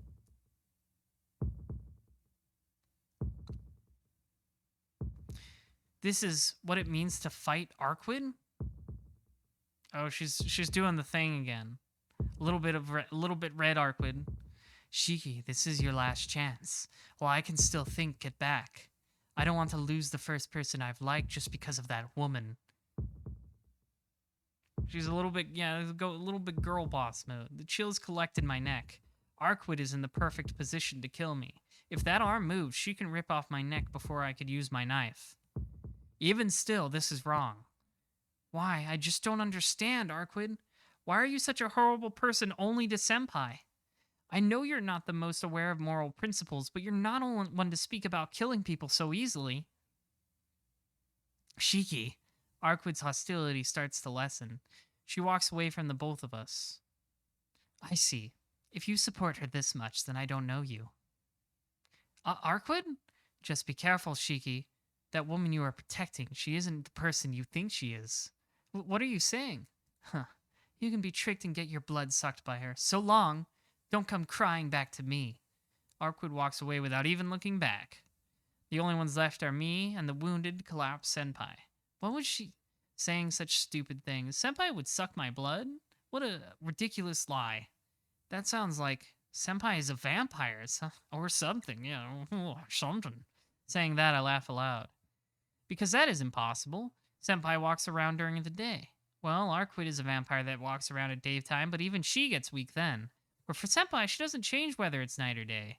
First of all, isn't Senpai a member of the church? It's contradicting for a vampire to be in an organization whose purpose is to terminate vampires. More importantly, Senpai. I turn around to check on Senpai. The ground was soaked in blood, so I have to get her to a hospital. Huh? The blood has disappeared. Her black robes that were painted red with flowing blood are now spotless. Senpai stands up as if nothing even happened, and she looks completely unharmed. Senpai, what is going on? Tano-kun, why did you protect me? Didn't you know she really almost killed you? Her eyes have no emotion whatsoever. With those vacant eyes, like a lifeless doll, she doesn't even hear my question. You ask why? Because you were going to die. Anyone would do the same thing in that situation. Even if it means getting yourself killed? Tono-kun, dedication isn't throwing away your life. Giving up your life to save others isn't dedication or sacrifice, it's just self-love. Why did you... Her voice is very stern. She admonishes me severely. You only did that so you would not regret it later. And you are satisfied with just that. To be blunt, it is very troublesome for me. Idealism is a fine thing, but please don't involve me in your selfish justice. What do you mean? I just didn't want you to die, Senpai. Are you saying that's troublesome? Are you saying it would be alright if Arquid killed you like that? Yes, it is my life, so it has nothing to do with you. It's too miserable being allowed to live because of the mercy of a vampire. Okay, sure. No thanks or anything, I see how it is. I'm pissed. Partly because she rejected me even after I protected her, but more than that. Don't be ridiculous. What do you think your life is? Don't you see? If you die, it's all over. No matter what horrible, awful things you've done, if you don't keep on living, it will have all been a lie. You have to keep on living. You have to keep on living because there's nothing else. So what if you're miserable? That's far, far better than not being able to feel that at all. That's right. You are someone who tasted death 8 years ago. That's why you can be content with such a simple way of thinking. Her eyes are completely vacant. She speaks without looking at me, like she can't even see herself. How happy you must be. I cannot say such words. She steps back as she speaks. Tono-kun, what she said before is true. Why are you even saying, like Arquid said, I cannot be called human? Didn't you see it, Tono-kun? All the blood which was spilled disappeared like it was never there. It's fine. I am a monster. I am not a vampire, but my body, it isn't like that of a normal human. Who could have guessed? Who could have guessed? Senpai looks down as she speaks. What are you saying, Senpai? Not a body like a human's? You seem normal to me. Even if it's like this? Senpai slowly takes her sword and places it against her neck. Senpai? I don't even have time to stop her. With a clean sound, it slices into her neck. Oh, wow. Oh, they're just showing that, huh? Splat. As if painting my very eyes, fresh blood sprays everywhere. I guess it's not as graphic as it could be. Drip. Drip, drip. Drip, drip. Drip, drip. Drip. It's beautiful. Captivating my vision, even my whole consciousness, the blood seeps into her black garments. Underneath her robes, Senpai's white skin is probably mixed with those beautiful crimson lines. A drop of blood flies forth and lands on my finger. It releases me from my momentary captivity and returns me to reality. Before me is Senpai's blood-soaked figure. Senpai! I quickly dash towards her. There is no need to panic. See? Look at it. She stops at me and points to her neck. The wound is already gone, and all the blood that was there before has vanished too. Like a video being rewound, everything returns to the way it was before. That was strange, and something like the word rewound truly describes it, not healing or regeneration. So all the blood just like gets sucked back into her, ew. I can't speak. After seeing that, I'm not crazy enough to tell her that she is still normal. That's how it is. If I could have helped it, I didn't want for you to know, Tono-kun. Senpai gives a sad smile. I don't know what to say. Just like you said, Tono-kun, I was deceiving you this whole time. So it can't be helped if you get angry at me. But I can't blame her. Something like that, even I wanted to hide it from me forever. I want her to stay like the old senpai.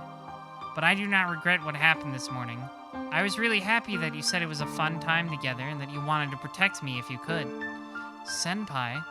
But those were really peaceful times I wanted to last forever. Farewell. Oh, she's leaving, I guess.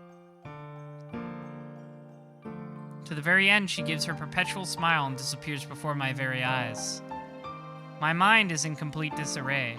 I can't follow after her. Arkwood said that Senpai was a vampire. Senpai didn't deny it, and even showed me proof, and after saying farewell, she vanished. Even if it was a lie. Even if it was a lie that could easily be seen through, if she simply said it wasn't so, things would have been fine. I can't forget her sad face.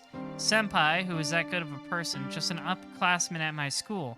I didn't want to know that she was such a different person. Farewell. Her last words. There's no need to think about what it meant.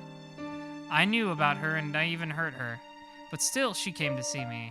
But that's all over. I don't want to believe that I'll never see her again. No, this isn't happening. My head doesn't seem to be working. It's just in shock. It's so shocked that I can't tell why it's in shock. I leave the park with my uncertain memories and faltering steps. Throb. Throb. Throb. It's weird that that O in the upper caps one looks like a 0. Throb. I'm incredibly exhausted. This headache is killing me, more than anything else, without thinking about Senpai or Arkwood or anything at all. I just want to go to sleep. Okay, good night, Shiki. 8. Death.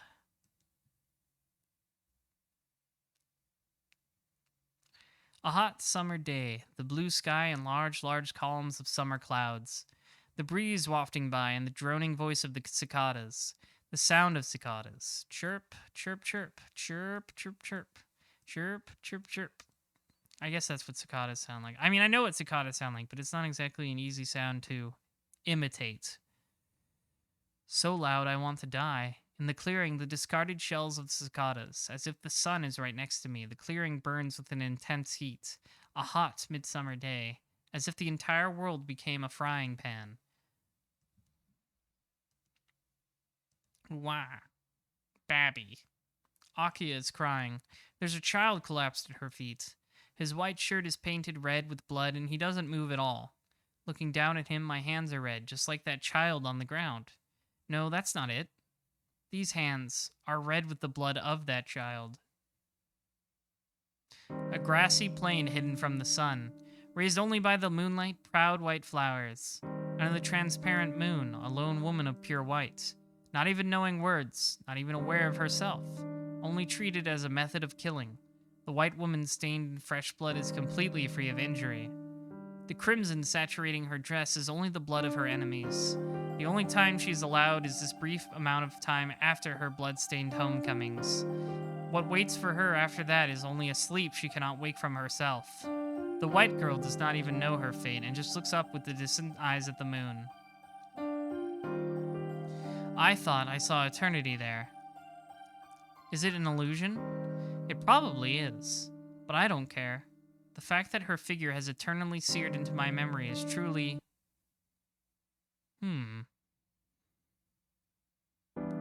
I feel like I had a nostalgic dream and I woke up from my slumber. As if I wasn't breathing before, I suddenly take a huge breath. That makes me wake up completely. I'm in my room.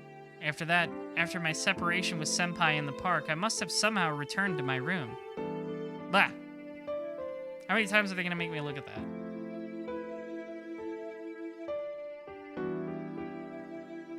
CL, Senpai. I can't forget her face. Why didn't I say anything back then? I was still attracted to Arcwood even though I knew she was a vampire. So even if Senpai was a vampire, I shouldn't have been that surprised. I should have laughed. If I laughed like it was a joke, she probably would have laughed with me like always. No, I really wanted her to stay as Senpai. The uneventful but peaceful and fun time I spent with Senpai at school was very precious. Damn. But that's all over. She will never come to school with Senpai ever again. What should I do? I don't know.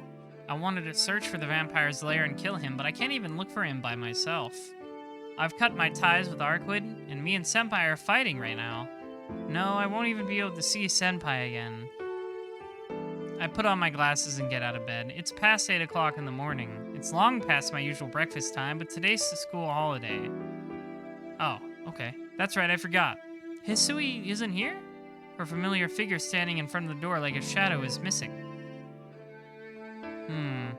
Once again, my light headache returns. In addition to my new, unfamiliar life at this mansion, the events of the past few days were very stressful. I let out a deep breath. I don't know what I should do, but I have a lot of things I have to do. If I'm worried about Senpai, I can just go to her apartment. Alright. If anything, first comes breakfast. You can't work on an empty stomach. Didn't you try to work on an empty stomach like 2 days ago? Whatever. Shaking the sleep from my brain and body, I head towards the sitting room. Hisui is in the lobby doing something.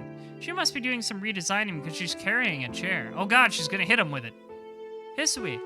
As if suddenly realizing I am here, she walks quickly towards me with her usual soft footsteps.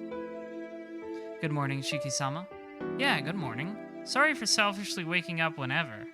I am sorry for not being there when you woke up. Please forgive me. Hisui silently bows her head.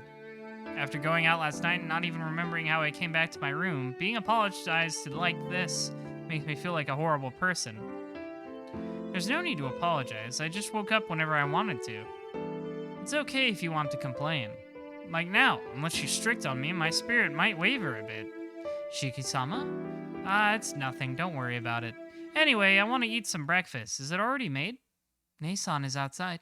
If you want to eat breakfast, it is already prepared in the dining room. Oh, I'll go eat then. Sorry for interrupting your work. After saying I'd see her later, I head towards the dining room.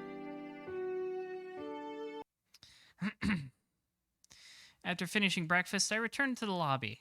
I should go back to my room and change, even if I decide to head to Senpai's apartment. Ow! My toe bangs into a chair. Ow. Why the heck is a chair here? Oh, is it the chair? Is it time for the chair? That's right. It's the chair Hisui was carrying earlier. Since it usually isn't here, I just banged into it walking normally without thinking.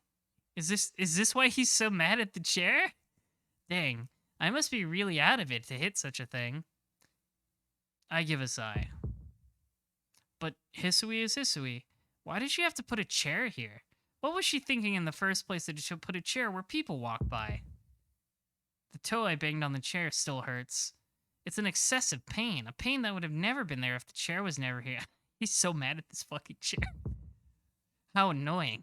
I was supposed to see Senpai, so why is this suddenly getting in my way? This chair is an incredible annoyance. Why is such a thing here? It never should have been here. If I wasn't here, I never would have stubbed my toe. I didn't think it was over. I I didn't know he got so mad at the chair over it, just like bumping his toe into it. I didn't know it was such a petty thing. Yeah. I get mad and kick the chair, throb. As soon as I do that, the toe I kick with hurts. What is this cartoon shit? The toe I kick with hurts even more. Throb, throb, throb, throb, throb. Why you? What a bothersome thing. Is this just one of Shiki's funny psychopath moments? Disappear. Yes! Yes! Here it is! This chair is an eyesore. This chair, this chair, this chair. Yes! Kill! This chair, this chair, this chair, this chair, this chair, this chair. This chair, this chair, this chair, this chair, this chair, this chair, this chair, this chair, this chair. This chair, this chair, this chair, this chair, this chair, this chair, this chair, this chair, this chair. This chair, this chair, this chair, this chair, this chair, this chair, this chair, this chair, this chair, this chair, this chair, this chair, this chair, this chair, this chair, this chair.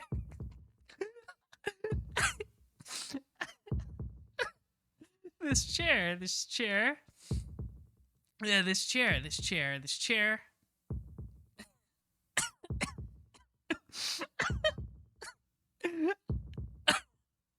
I didn't even. I thought he had a reason to be so mad at the chair. That was like more than ow. I stubbed my toe.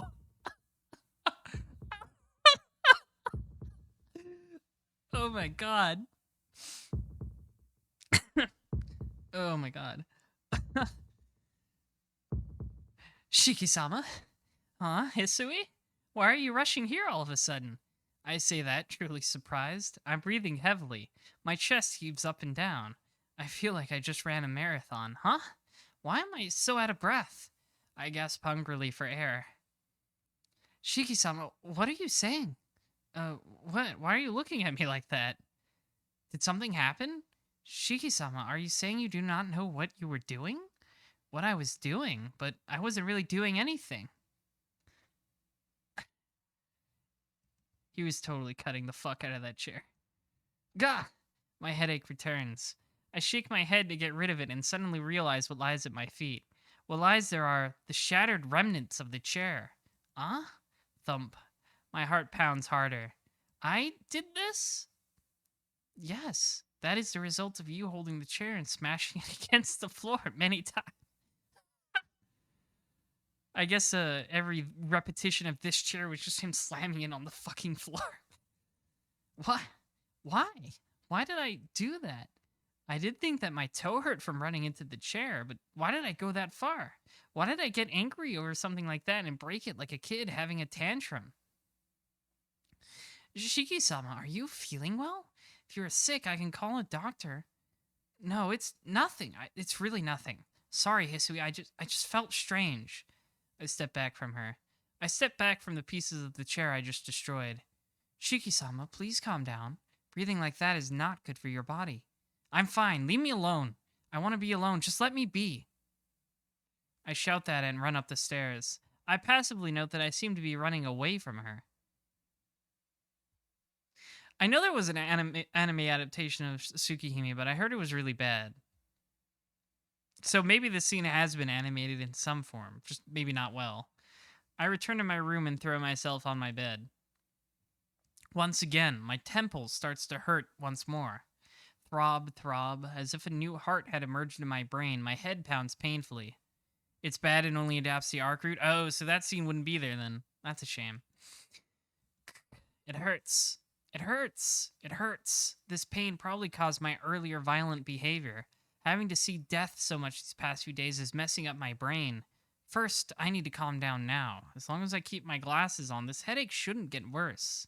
What am I doing? I have to go see Senpai quickly. But if I see her while I'm like this, I'll only hurt her. I have to calm down quietly. If I just sit here quietly, my headache will go away. See? It's disappearing. My room is very quiet. In this room, with only the ticking of the clock, I should be able to calm down quickly. I don't know. Maybe just gonna get angry at the clock now. Tick, tick, tick, tick, tick, tick, tick. The ticking of the clock. Tick, tick, tick, tick, tick, tick, tick. Can't you? Yeah, see, now you're just gonna get pissed off at the clock and smash that probably. Can't you be quiet?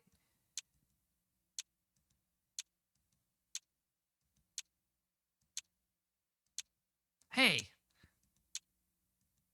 Tick, tick, tick, tick, tick, tick. I told you to be quiet. It stopped. With a crash, the clock stops. It's quiet. What a mad lad. Yeah, that's better. Now I can go see Senpai. Yeah, you're in the right mindset for this, definitely. I walk out the front door. The sky is painted a brilliant blue. I walk towards the gate. At that moment, I hear a noise from the garden. That's odd. Hisui was in the lobby picking up the pieces of the chair. Kohaku-san is outside and Nakia is at school. There shouldn't be anyone else here at the mansion. I arrive in the garden. Come to think of it, most of the time we spent playing was in the garden. Since coming back here, I've been busy with many things, so I haven't had a chance to walk around the garden. Rustle. That sound again. That sound again. It seems like someone just walked through. Oh, we're doing this one again, huh? Yeah, Shiki just starts doing like the Nanaya like multi-slashes on like every piece of furniture that like mildly irritates him. Huh? Hisui? It's Hisui. It seems she doesn't notice me as Hisui is making her way towards the woods. She doesn't seem to notice me. Does she have something to do? She enters the forest. Question mark? A bit curious, I follow her from a slight distance. And where Hisui is headed to, there seems to be a small clearing. There's a clearing there? Tilting my head to the side, I try to remember, but for some reason my memory is a bit vague. In the forest of the mansion, I can see a clearing as if the trees were cut there. No, can see is not quite right. If you walked by normally, you would probably never notice it. If Hisui didn't walk there, hidden enough by the surrounding trees as it is, I would never have noticed even if I lived here all my life. There's a clearing there? If so, we probably did play there as kids. To say the least, I don't remember ever playing with Akiya in the clearing. I feel like I've never been there before. After thinking for a bit, I decided to go into the clearing. I wonder if there'll be anything different about this scene. Like it didn't give me the option to skip it, so there must be something different about it. The clearing doesn't strike me as anything out of the ordinary. There's no sign of Hisui, who entered before me. Then again, we haven't gotten the skipped prompt on a lot of scenes just because they had the slightest difference. So who knows? What's this? Just an empty place. I walk to the middle of the clearing. This clearing really is just an empty space. The perfectly level open ground. The deep woods enclose the area. The voice of the cicadas, and the strong summer sunshine that feels like it could dissolve... Summer sunshine? Ouch! The wound on my chest starts to hurt. Like stabbing. This pain, / that feels like / a kitchen knife stabbing my chest. I don't know what the / slashes are for.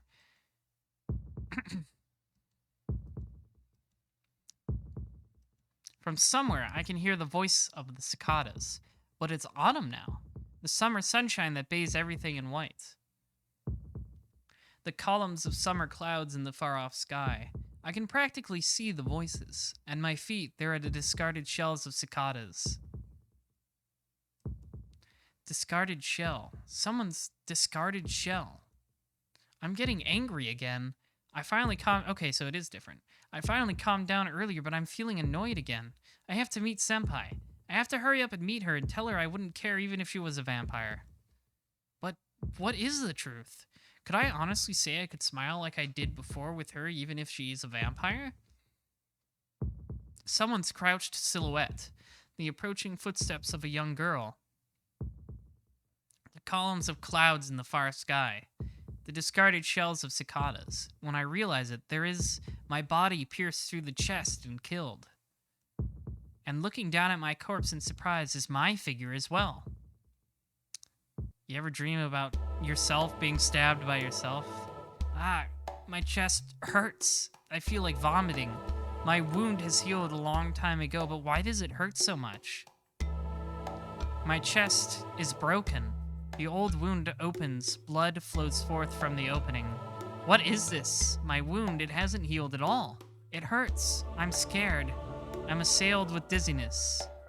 Shiki on shiki violence, yes. This is the impulse called death. Capital D. My consciousness sinks. My wound hurts. I hear the sound of my own body collapsing on the ground.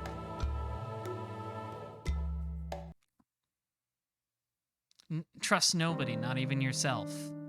I can hear voices talking. Akiya-sama, are you not going to call for a doctor? Don't be stupid, Hisui. There's no way I could do that, since Nissan's wound isn't normal. Akiya and Hisui are talking. This is Shiki's room. It looks like I am sleeping on the bed. I planned to say yo and get out of bed, but I can't move at all. My chest doesn't hurt anymore, but my body is as heavy as lead. All I can move are my eyes and mouth. Just what in the world were you trying to do, Hisui? You know not to let Shiki go near that place. Please, forgive me. This can't be solved by apologizing. You were assigned to serve Nissan to avoid this kind of situation. So what were you doing? Completely different from her usual manner, Akiya gives full vent to her anger. In comparison, Hisui is accepting the scolding silently, looking down. I'm not sure how this all came about, but I can at least tell Hisui is being yelled at because of me. Excuse me. Answer me, Hisui. What were you doing and where were you all day long? Hisui doesn't answer. The air grows tenser between them. Biting her lip, Akiya takes a step towards Hisui. Even I understand that Akiya intends to hit her. Hisui seems to know this as well, but she just stands there with her head hung in shame, ready to receive it. Hold on, Akiya. Nissan, you're awake? Yeah, you were so loud I woke up. Akiya looks away uncomfortably. Hisui still keeps looking down, not even trying to look at me. You know, you shouldn't let it out on Hisui. I don't know the circumstances, but this has to do with me collapsing, right? It's not her fault. I just collapsed on my own. I strain hard and somehow manage to lift the upper half of my body off the bed. But that's all I can manage, and I don't think I can even move an inch more. But since Hisui's depressed, I have to force myself to act as fine as possible. Honestly, getting into a fight over me, even if you look like an adult, you're still a child. But you completely fainted, Nissan. You were out for more than 10 hours and nothing like this has happened before. If you never woke up, what would I have done? Idiot, don't say things like that. Wasn't this just anemia? Huh? It's 10 o'clock already? Yes, you have been unconscious since noon. Akiya speaks hesitantly. All the strength drains from my body. I must have slept that long since then. I wasn't able to go to Senpai's apartment and just slept that time away. Man, I haven't passed out this long since elementary school. Oh yeah, I did pass out often back then since I wasn't used to living at the Arimas and I was stressed out. Everything is still woozy like I'm still dreaming. Blanking out, I stare at the ceiling as I remember some of my past. That is true. It has only been a week since you came back here. Nissan, you must be exhausted. Yeah, I felt that today. Didn't you? So please just rest today. Your health is weaker than most people, so your body gets tired unless you take a day off sometimes. She looks at me with a serious expression. Just like she says, I should just forget everything. I shouldn't think about senpai or vampires and just rest, or I'll really tire out. Going on a rampage like that and smashing that chair, there must be something. Yeah, this chair. Yeah, like you say, I'll just go to sleep. I lie back down. Really?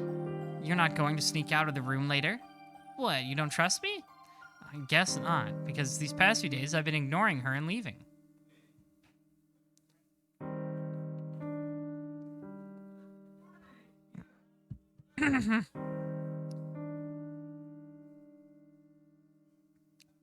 Sorry, I had to clear my throat a little.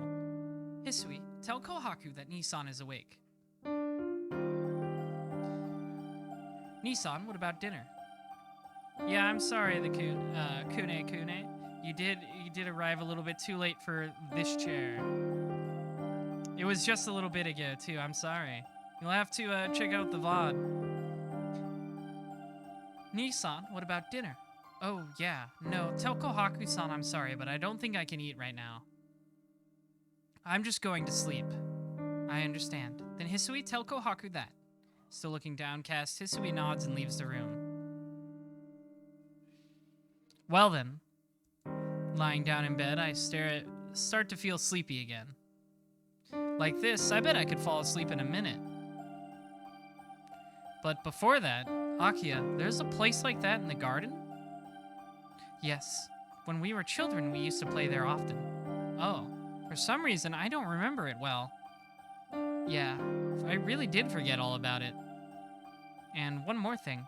It's a weird question, but when we were kids, wasn't there another kid with us? Huh?